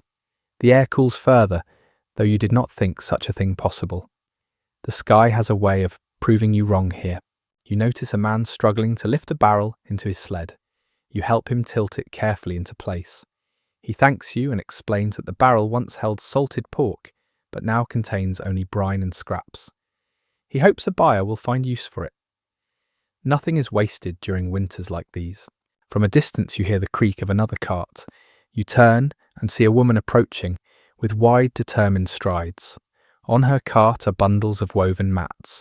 She crafted them during long nights and now trades them for food or wool. Her hands are rough from weaving, her eyes sharp from calculation. She is no stranger to hardship and no stranger to opportunity. Interpretations differ widely among historians about how entrepreneurial people could be during eras marked by famine. Some claim innovation thrived. Others argue necessity forced people into rigid patterns. Yet watching her, you see invention sparking from simple determination. As dusk nears, the merchants begin to pack away their goods. Cloaks tighten, coins change hands, with the quiet finality of exhausted hopes. One man extinguishes the small lamp he hung from his stall, muttering a prayer that tomorrow the weather will ease its grip. You walk back toward the village with several traders sharing the path as the snow deepens. They talk of past winters, some worse, some kinder. One mentions a freezing season when torches cracked from the cold. Another recalls a year when a traveller arrived carrying oranges, a miracle so unlikely that villagers still retell the moment as if it were legend. By the time you reach the settlement's edge, the merchants split off in different directions. Their silhouettes blur into the twilight, each one carrying the stubborn will to continue moving through a winter that seems determined to stop them. Trade endures in fragments and flickers. Even in the most unforgiving cold, people bring what they have and search for what they lack. The road narrows as you leave the village behind, curving into a stretch of pale countryside where snow drifts settle like sleeping animals along the hedgerows. The air carries an unsettling quiet, the kind that makes you lift your head and listen, though you're not sure for what. Travellers often pass through here, though fewer risk the journey now. You follow their fading tracks, each indentation filled softly with fresh snow. Soon, you spot a pair of footprints veering off the path toward a cluster of trees. The prints are shallow at first, then deeper, then suddenly scattered, as if their maker slipped or staggered. You quicken your pace. A small shape appears ahead, hunched beside a fallen log. When you draw closer, you see the figure is a traveller wrapped in a cloak, stiff with ice shivering, as though the cold has trapped him mid-motion. He looks up weakly, but manages a nod. You kneel and help him to his feet. Together you move back toward the path, your arms locked in uneasy partnership. A clerk writing during the winter of 1216 noted how many wanderers collapsed along these byways, caught between distant destinations and the season's merciless stillness. His account mentions travellers found days after storms, their belongings scattered by wind. That record stands as a grim testament to how unforgiving travel became during winters like this. The man you assist whispers that he lost the road after dusk. Snow swallowed the trail so completely that every direction looked the same. He admits he followed his own breath at one point, as though the steam might somehow lead him home. Exhaustion has carved deep hollows beneath his eyes. You guide him gently, choosing careful steps as you make your way toward shelter. While walking, he tells you of a strange belief he heard in a far-off village. Locals insisted that if a wanderer tied a single red thread to their cloak before setting out, the spirit of the road would not mislead them. He laughs weakly and confesses he forgot to bring any thread. It is a superstition born of fear rather than fact, yet it lingers in your mind as you walk. The wind picks up, swirling loose snow around your legs like restless whispers. Ahead, the trees thin, revealing a fork in the road. One path dips toward a ravine. The other climbs slowly toward a ridge. Neither looks inviting. You pause, scanning for markers. None appear. The man's breath grows shallow. Panic threatens to rise in the space around you. The uncertainty here echoes a larger debate among researchers who study medieval travel patterns. Some argue that villagers knew their landscapes intimately, even in winter, navigating by memory and instinct. Others insist that snow transformed familiar places into alien worlds where orientation failed even the experienced. The truth, as always, seems to waver in the cold air between you. You decide to climb toward the ridge. Elevation often helps reveal distant landmarks, and hope rises slightly with each step. The man leans heavier against your shoulder, but his pace steadies. Snow crunches beneath you in long, slow rhythms. The sky dims to the colour of worn parchment. At the top of the ridge, relief washes over you. In the distance, barely visible through the veiled white stands, a low barn beside a frozen pasture. Smoke trails faintly, from a place you cannot yet see, but the shape promises shelter. You point it out to the traveller. His exhale escapes as a soft tremor. As you descend toward it, another pair of figures emerges along the road. A woman and her teenage son walk with determined strides, pulling a small sled laden with wrapped bundles. They stop when they see you, the woman's expression shifting instantly from caution to concern. She helps ease the man onto the sled. Her son covers him with a spare cloak, worn but warm. Together, you make your way to the barn. Inside, the air smells of hay and old cedar. Livestock shift in dim corners, their breath forming small plumes of warmth. The woman lights a lantern. Its glow softens the harshness of everything. Once the man is settled on a bed of straw, she explains that travellers often come here when storms turn roads into traps. Her family leaves the barn door unlatched on winter days for that very reason. Kindness, she says, must travel more reliably than carts. The boy offers you both a clay cup of warm ale. Steam rises in gentle curls. It soothes your lungs, slows your heartbeat, and warms a place beneath your ribs that had forgotten warmth. You watch the traveller's eyes flutter closed as drowsiness finally overtakes him. The woman sits beside you and recounts another story she once heard from her grandmother. She says that in times of deadly winter, travellers' lanterns appeared on the hillsides, like wandering stars guiding others in secret ways. Some believed the lights were carried by guardian spirits. Others thought they marked the paths of those who never reached shelter. The tale remains beautiful and unsettling, like so many stories shaped by hardship. Night gathers outside while lantern light holds firm inside the barn. Snow taps a steady rhythm against the wooden walls. You can feel your muscles begin to loosen, your breath settling as warmth gradually claims your hands again. When you finally step back into the cold, the wind has softened. The barn door stands open behind you, a quiet beacon for anyone still lost in the white. You follow the path back toward the road, your footprints sinking deeply but confidently this time. Travel in this winter is a battle fought one step at a time. Some lose, some endure, and some, like the man you helped survive, because others keep their doors unlocked and their lanterns lit. The storm lifts slightly by morning, leaving the air sharp enough to sting your lungs with every breath. You make your way toward the cluster of cottages near the village green, drawn by the hollow sound of coughing that carries faintly through the brittle quiet. Illness lingers in winter like an unwelcome shadow settling into cramped rooms, where warmth is rationed and bodies crowd together out of necessity. You step inside the first cottage and feel the heat immediately, heavy and stale. The fire burns low, its embers dull red, yet the room is thick with the exhalations of 3 generations huddled close. A woman sits beside a pallet, wiping the forehead of a young man whose skin glistens with fever. He stares past her with unfocused eyes, breath shallow and rapid. The illness seems to cling to him, like frost on a window pane, refusing to melt. A seasonal tally preserved by a local scribe notes an unusual rise in winter fevers, during this very year, likely worsened by hunger and poor ventilation.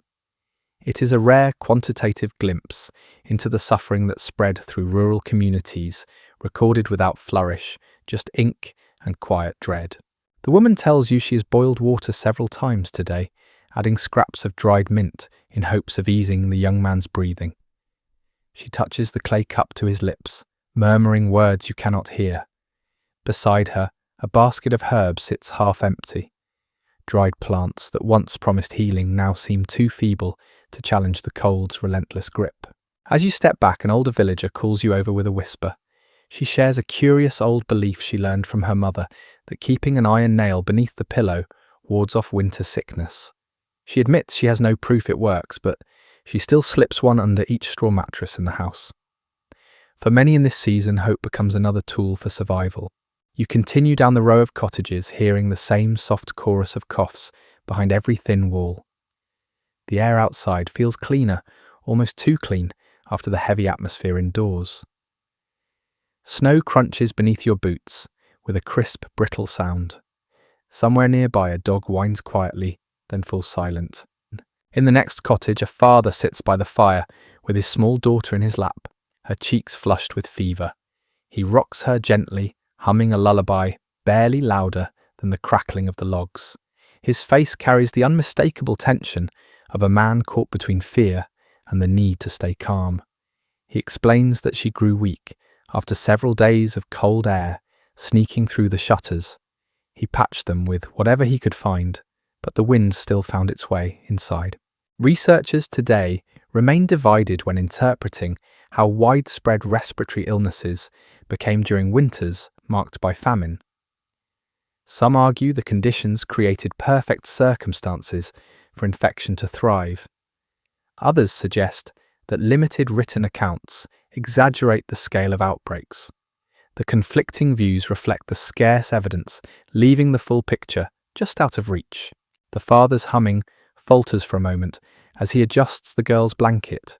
He dips a cloth into a pot of warm water and gently presses it to her face. The gesture is simple, instinctive. A parent's touch, even in harsh times, remains one of the few comforts illness cannot fully steal. Leaving the cottage, you walk toward the edge of the settlement, where a larger home serves as a makeshift shelter for several families whose houses prove too cold to endure. Inside, you find a cluster of villagers gathered near a central fire. The air smells of herb smoke and the faint tang of illness. The room hums with low voices and restless shifting. A woman at the far wall stirs a pot of warming broth infused with onions and garlic. She explains this recipe came from her grandmother, who taught her that strong scents could frighten sickness away. Whether the idea holds truth or not, no one here questions it. The broth offers warmth and aroma valuable enough on their own. Children lie curled beneath wool blankets nearby, some sleeping, some staring weakly at the flames. Their breaths come in soft waves, shallow but steady. One child holds a scrap of cloth, embroidered with simple stars. She says her sister stitched it for protection. The cloth is worn thin, but she refuses to let it go. An elderly man leans close to the fire, his shoulders hunched and trembling. He tells you a story of a winter long past when frost crept so deeply into the village that even the air seemed to freeze mid-breath. According to his tale, villagers then believed invisible winter spirits carried disease from house to house, riding drafts like unseen travellers. He smiles faintly at the absurdity, but the memory still lingers in his voice. In a corner of the room, two women grind dried roots with a mortar and pestle, murmuring about remedies they hope will help. Their mixture releases a pungent scent that fills the air. They share it carefully, offering small doses to anyone who requests it. As the light fades outside, the shelter's atmosphere shifts. Firelight grows stronger against the dimming walls. Shadows lengthen. Children draw nearer to their parents. Conversations hush. The rhythm of coughing becomes a soft percussion in the background, steady but less frantic than before. You step outside into the cold again, feeling the difference instantly. The air is sharper, almost metallic on your tongue. Frost glimmers along the edges of every cottage roof. Yet inside those walls, warmth continues to fight its slow, stubborn battle against illness. Winter does not only test bodies, it tests bonds. Families gather closer. Neighbours share remedies, food, warmth, and stories. Illness may slip through the cracks, but comfort moves through the same spaces, carried gently from one person to another. In a season shaped by scarcity, these small exchanges become lifelines. Evening settles with an eerie stillness, the kind of quiet that makes every sound feel sharper, every movement more deliberate. You walk along the narrow path behind the village where the snow lies untouched except for the faint traces of foxes and birds. The sky above glows with a pale icy blue, slowly fading into darkness. This is the hour when stories begin to loosen from people's tongues, when superstition and belief step forward to fill the spaces left empty by fear and hunger. You reach a small gathering near the outskirts where villagers have built a modest fire despite the cold wind that keeps trying to snuff it out. Children sit close together while adults stand behind them, faces half lit by the flames. Tonight, instead of work, they share tales. When hardship presses in, stories push back. A travelling minstrel visiting the village stirs the crowd with a peculiar winter tale he claims to have learned far to the north. According to him, if the first snow of December falls silently, it means spirits of the departed walk through the villages searching for unfinished tasks. He says this year's first snowfall was nearly soundless. The listeners shift uneasily, but lean closer all the same. A brief mention in a regional chronicle written during the early 13th century describes how villagers sometimes turned to omens and seasonal lore when practical knowledge failed. The chronicler almost mocks these beliefs, but the tone suggests he understood their purpose. In dangerous winters, comfort rarely comes from facts alone. The minstrel continues now, weaving a story about light seen dancing across frozen fields. Some claim these glimmers are reflections of distant fires. Others whisper that they are signs of invisible beings moving between worlds. He gestures dramatically, and the firelight flickers with his motion. Children gasp. Adults exchange quiet smiles tinged with uncertainty. You take a seat on a fallen log as the conversation drifts into speculation about the strange noises heard the previous night. A woman insists she heard footsteps crunching near her door long after everyone had gone to sleep. She claims the sound was too heavy to be human. Her neighbour argues it must have been a deer wandering close, though her voice carries little confidence. Specialists studying folklore from this period often reach different conclusions about how such beliefs shaped daily behaviour. Some argue that winter myths offered emotional resilience. Others believe they functioned as informal systems for teaching caution or community rules. With limited documentation, interpretations split widely, leaving the deeper influence of these stories difficult to pin down. The wind picks up scattering flakes of snow into the fire's edges.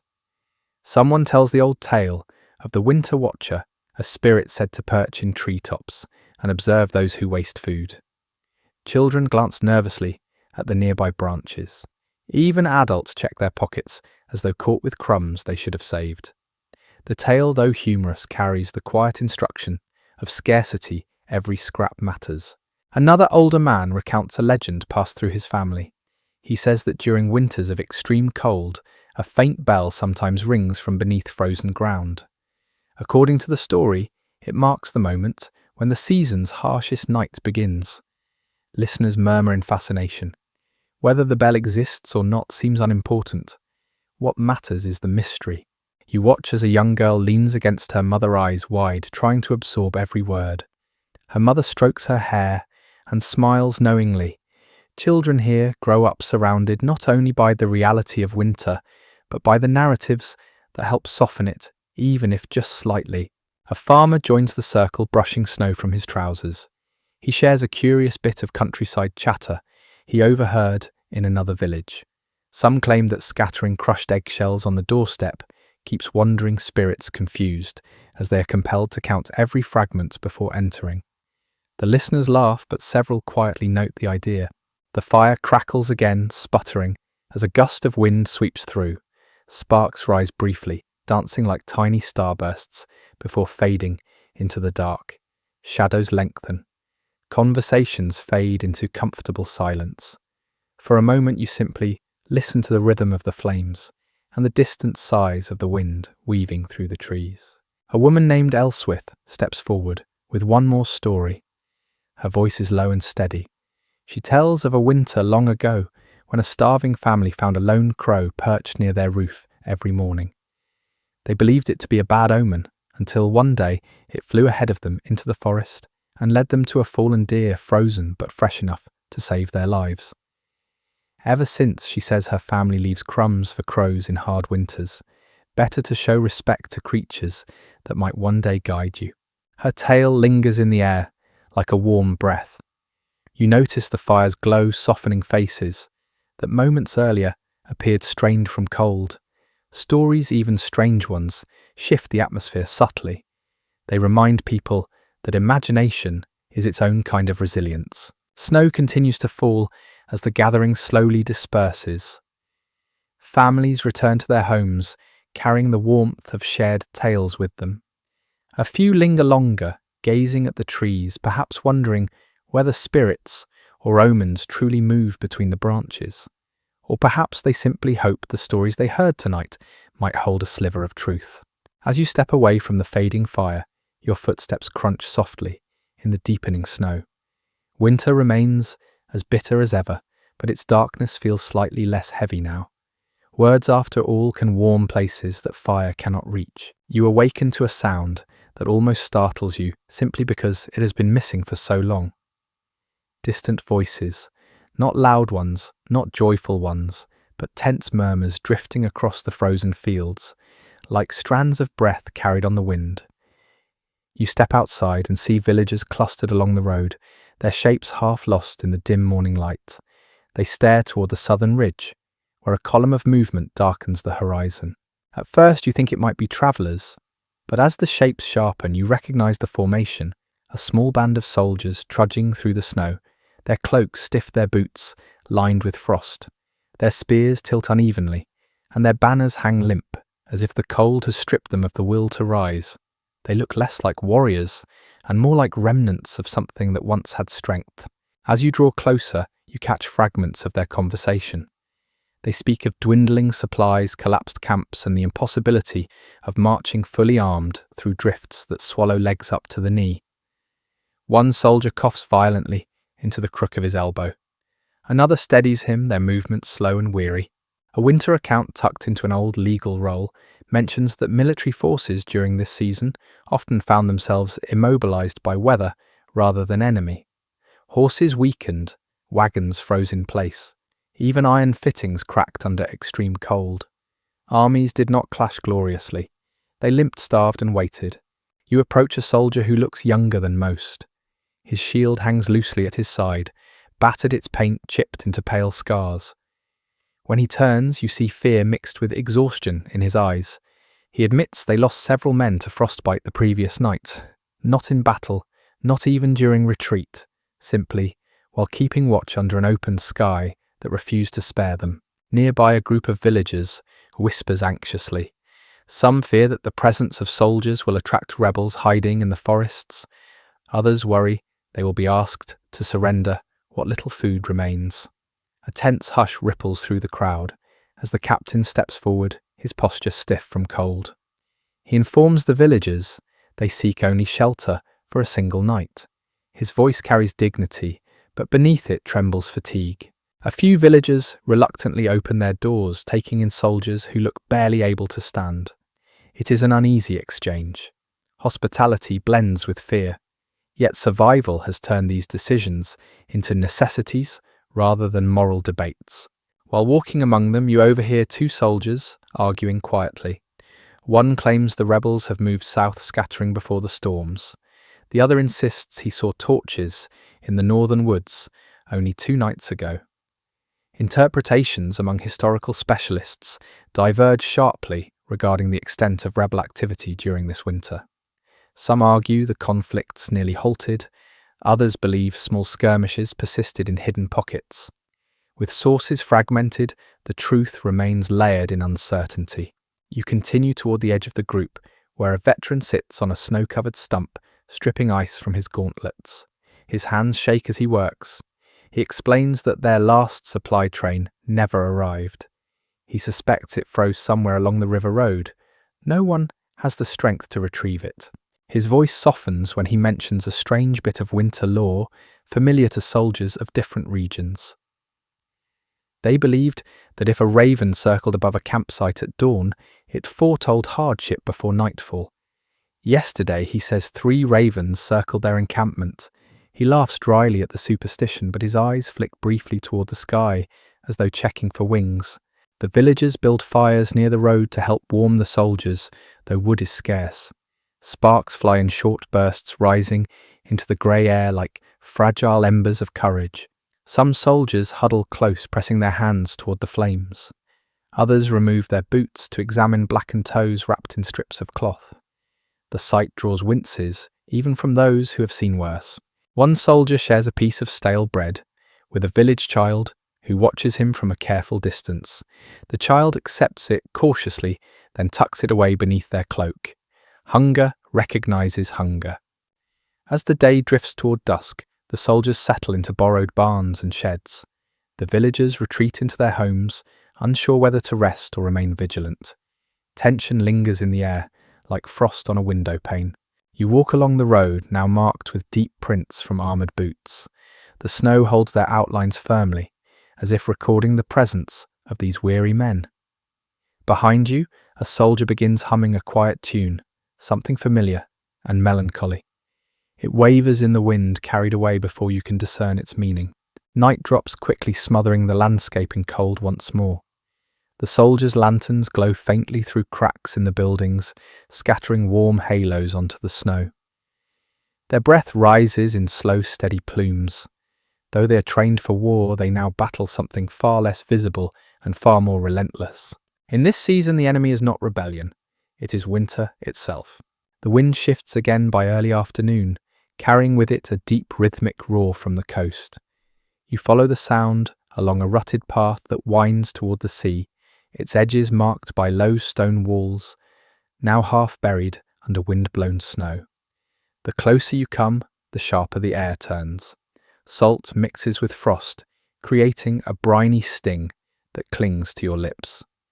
The horizon widens abruptly, revealing a restless expanse of grey water thrashing against the shore. Storms have battered this coastline for weeks, and the aftermath shows in every direction. Fishing nets lie twisted across the rocks, frozen in tangled heaps. Abandoned crates, their lids torn away, sit half filled with snow, like forgotten coffers. A few gulls circle above their cries, thin and uncertain against the wind. Near the jetty, several villagers stand staring at the sea, their cloaks snapping behind them. They look like carved figures, waiting for news they already fear to hear. A man points toward the waves, where the splintered remains of a mast protrude like a broken rib from the surf. One fragment of correspondence preserved in a monastery along the coast notes that shipping lanes nearly collapsed this winter. Violent storms prevented boats from landing with grain, wool, or salt. Some vessels vanished entirely, swallowed by wind and water.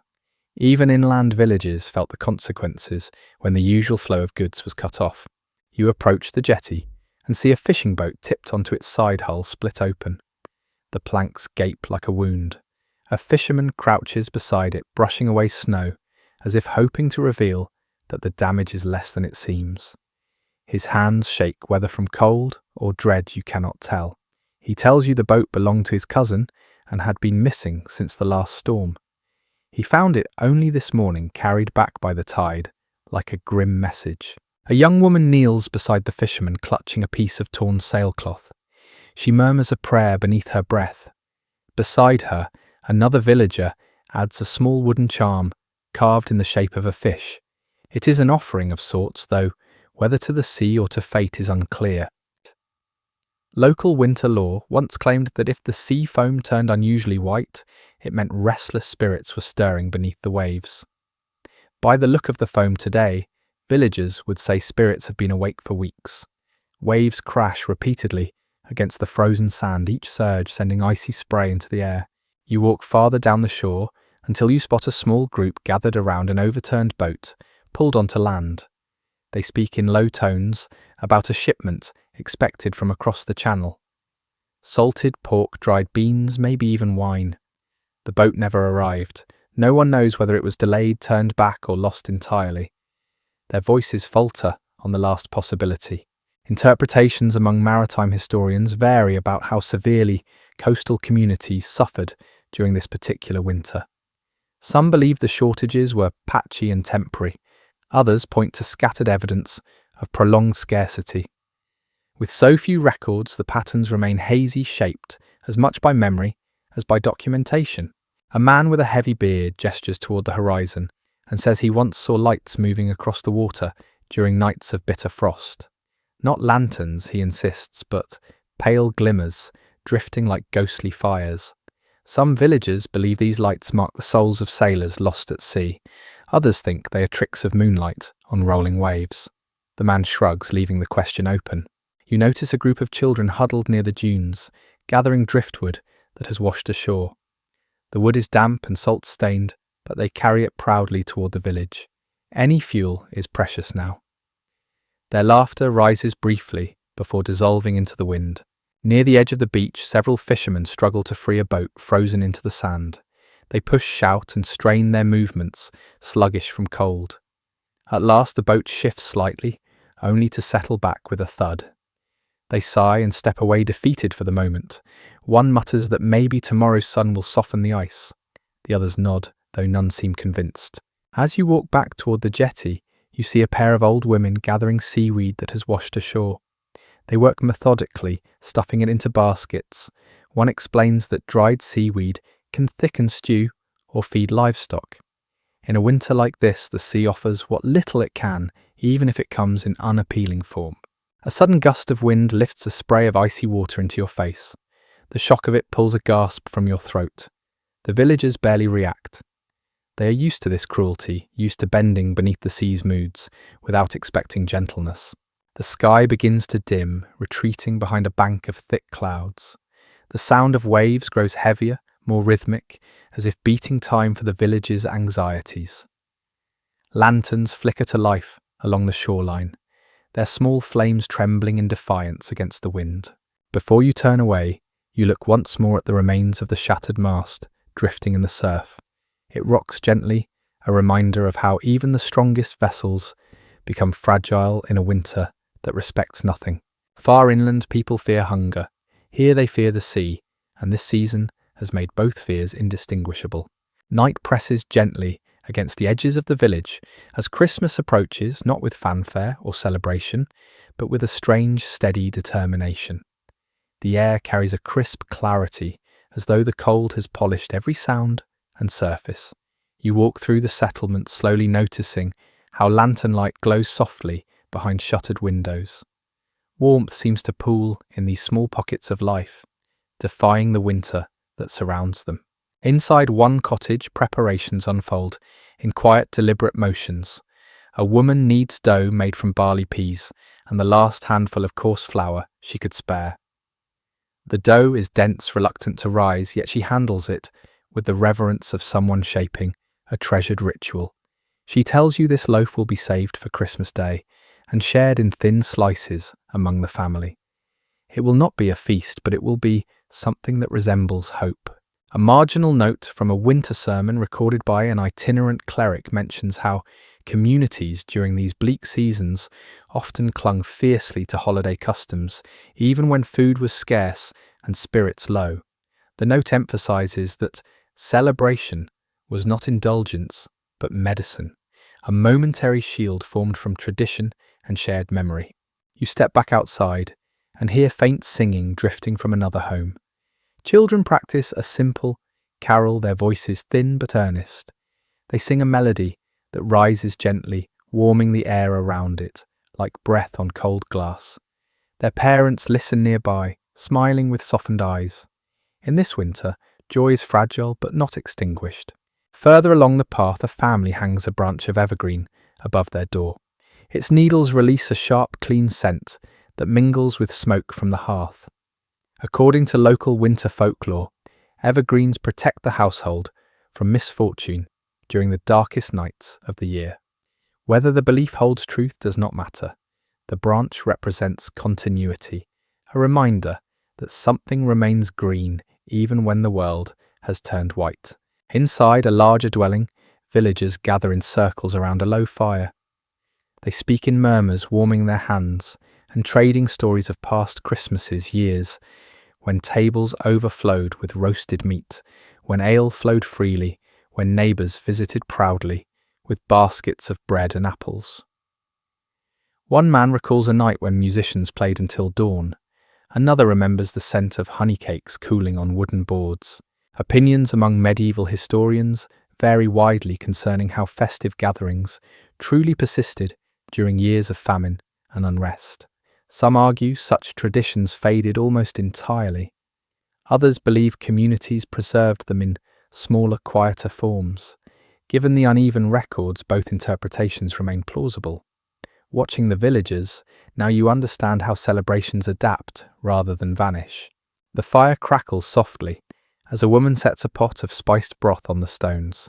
She explains that it contains only a pinch of herbs, a scrap of dried fruit and water, warmed until fragrant. It is not meant to nourish, but to comfort. The aroma fills the room briefly enough to ease the knot in your chest. Children sit cross-legged near the hearth, carving shapes from leftover bits of wood. One carves a tiny bird, another shapes a rough star. They trade their creations with shy smiles.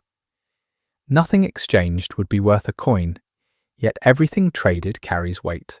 Gifts this year are carved from effort, not abundance. Outside, the sky brightens with a pale shimmer of stars. The constellations look sharper in cold air, every point of light holding steady against the darkness. A young boy steps outside to gaze upward, whispering the old saying that if stars flicker fast on Christmas Eve, it means good fortune for the coming year. His breath swirls into the night, carrying his wish with it. You continue along the quiet path until you reach the small church, glowing faintly from within. Villagers have placed candles in simple clay holders at the entrance. Their soft flames ripple in the draught, creating a golden welcome in the frozen darkness. You feel the warmth before you step inside. Families kneel together, heads bowed not only in devotion, but in gratitude for reaching the day at all. The priest stands near the altar, adjusting the cloth with trembling hands. His face shows exhaustion and awe in equal measure. He shares a message of endurance, not triumph, of light persisting in quiet ways. His words sink into the room like gentle snow, soft but steady. Near the back, someone has placed a bowl filled with nuts and dried berries, a communal gift from several households. Though meagre, it carries the weight of a feast in this winter. Children will be allowed one taste each when Christmas dawns. A curious custom comes to mind, one whispered by an elderly villager earlier. Some families sprinkle crushed chalk around their door on Christmas Eve, believing it keeps mischief at bay. Whether chalk has any power is irrelevant. The ritual itself forms a shield crafted from faith rather than stone. As the service ends, villagers step back into the cold, their lanterns bobbing gently in the night. They walk slowly, savouring the silence that follows the prayers. Snowflakes drift around them in soft spirals, settling on cloaks and hair like delicate blessings. You linger a moment longer, watching the faint glow of hearths appear one by one across the settlement. Inside those walls, warmth and worry mingle, but tonight something else joins them. A small determined thread of celebration, fragile yet bright enough to hold on to. Christmas is not grand this year, it is a quiet flame, but it is a flame all the same. The days following Christmas settle into a muted calm, a kind of stillness that feels both comforting and unsettling. You step outside into a world wrapped in pale light, the sky washed with a thin sheen of silver that hints at snow but never fully commits. The village feels caught in a long breath, suspended between holiday warmth and the harshness that waits beyond it. For a moment, you simply stand and listen. Nothing stirs except the faint creak of a frozen branch bending under its own weight. You walk toward the fields, where winter has drawn sharp lines across the land. The ground is iron-hard ridged, with frost that sparkles faintly under the weak sunlight. A few villagers linger near the boundary stones, inspecting what remains of their fences. Some posts lean precariously, their bases loosened by cycles of thawing and refreezing.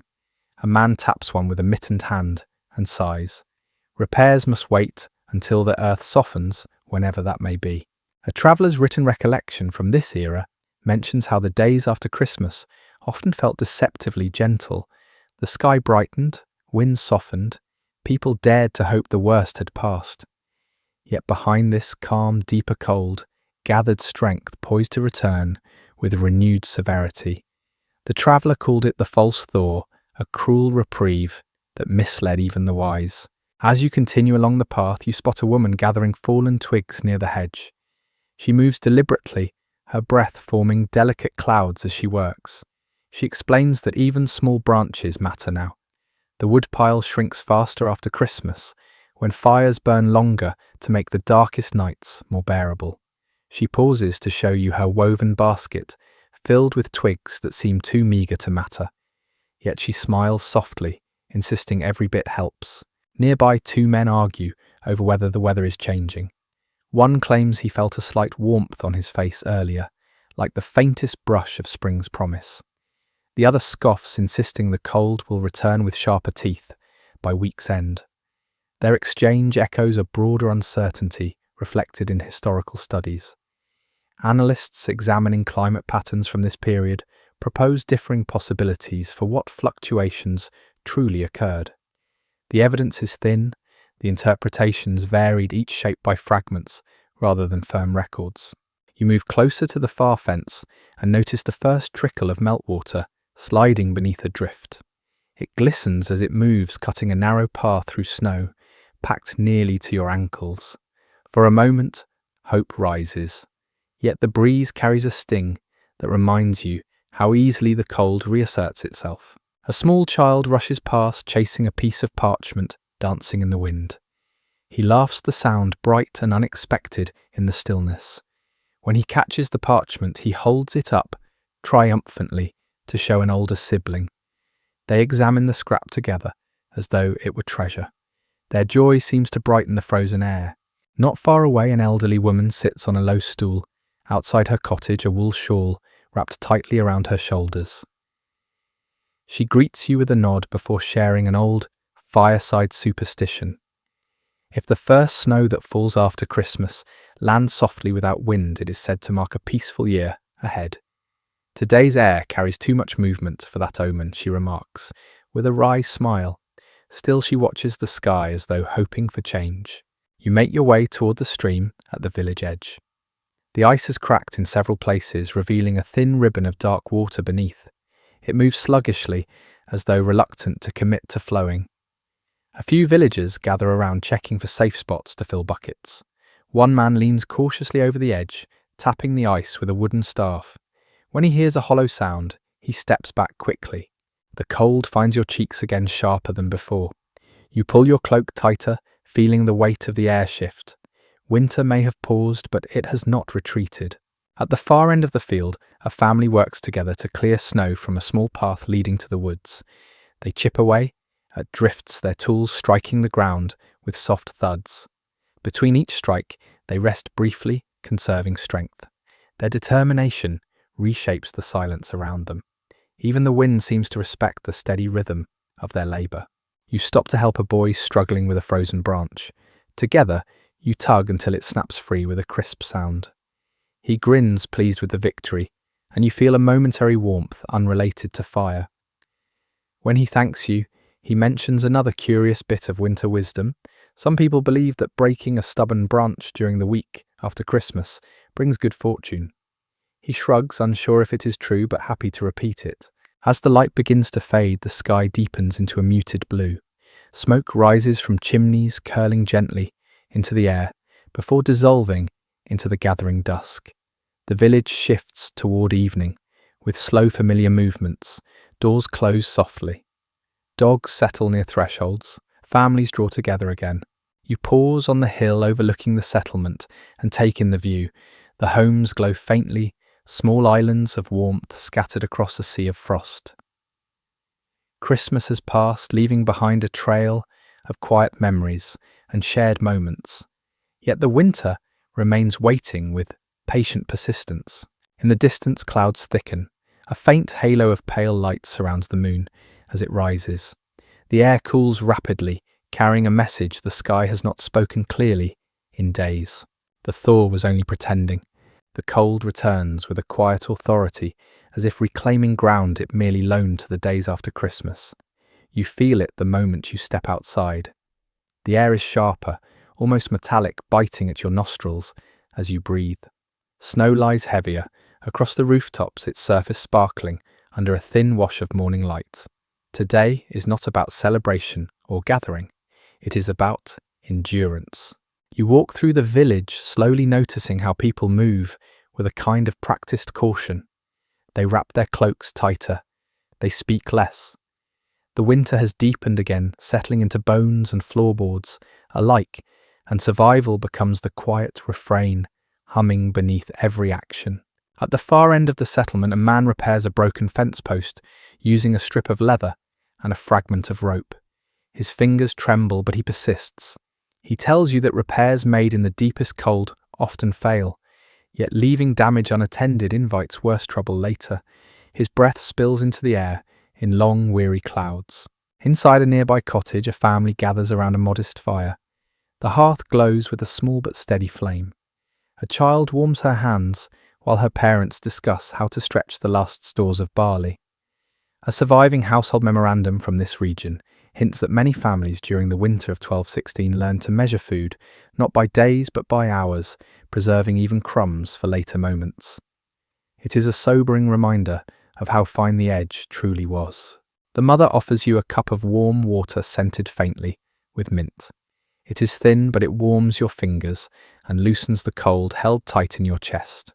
She smiles, grateful simply to share.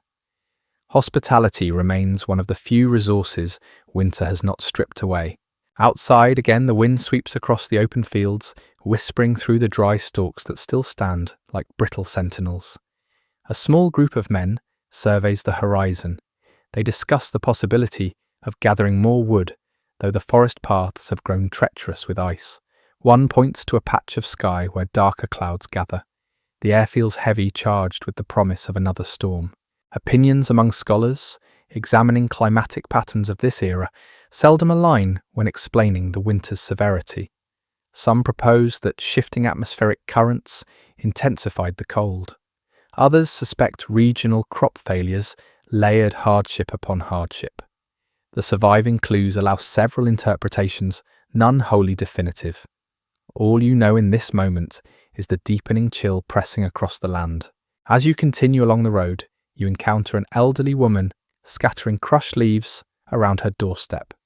She explains, it is an old household habit said to discourage harm from entering the home during difficult winters. Whether the leaves hold any power is beside the point. Ritual gives shape to hope, and hope carries people through the dark.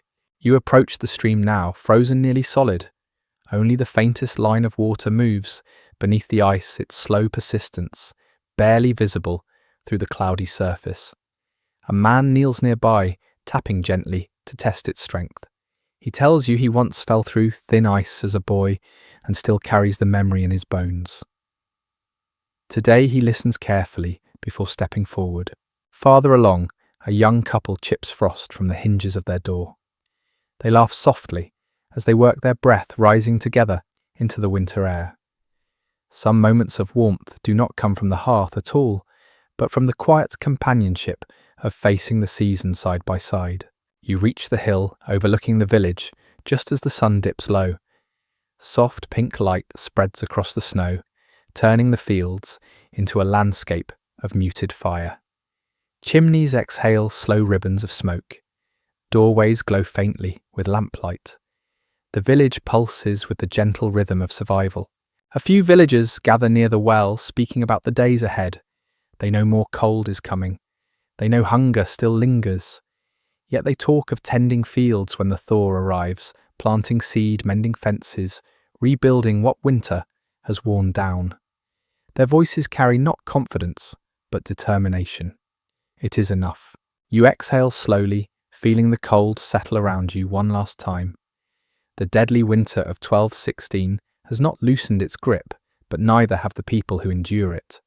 Their resilience becomes the quiet beating heart of the season. Winter will have its way, but so will those who refuse to yield.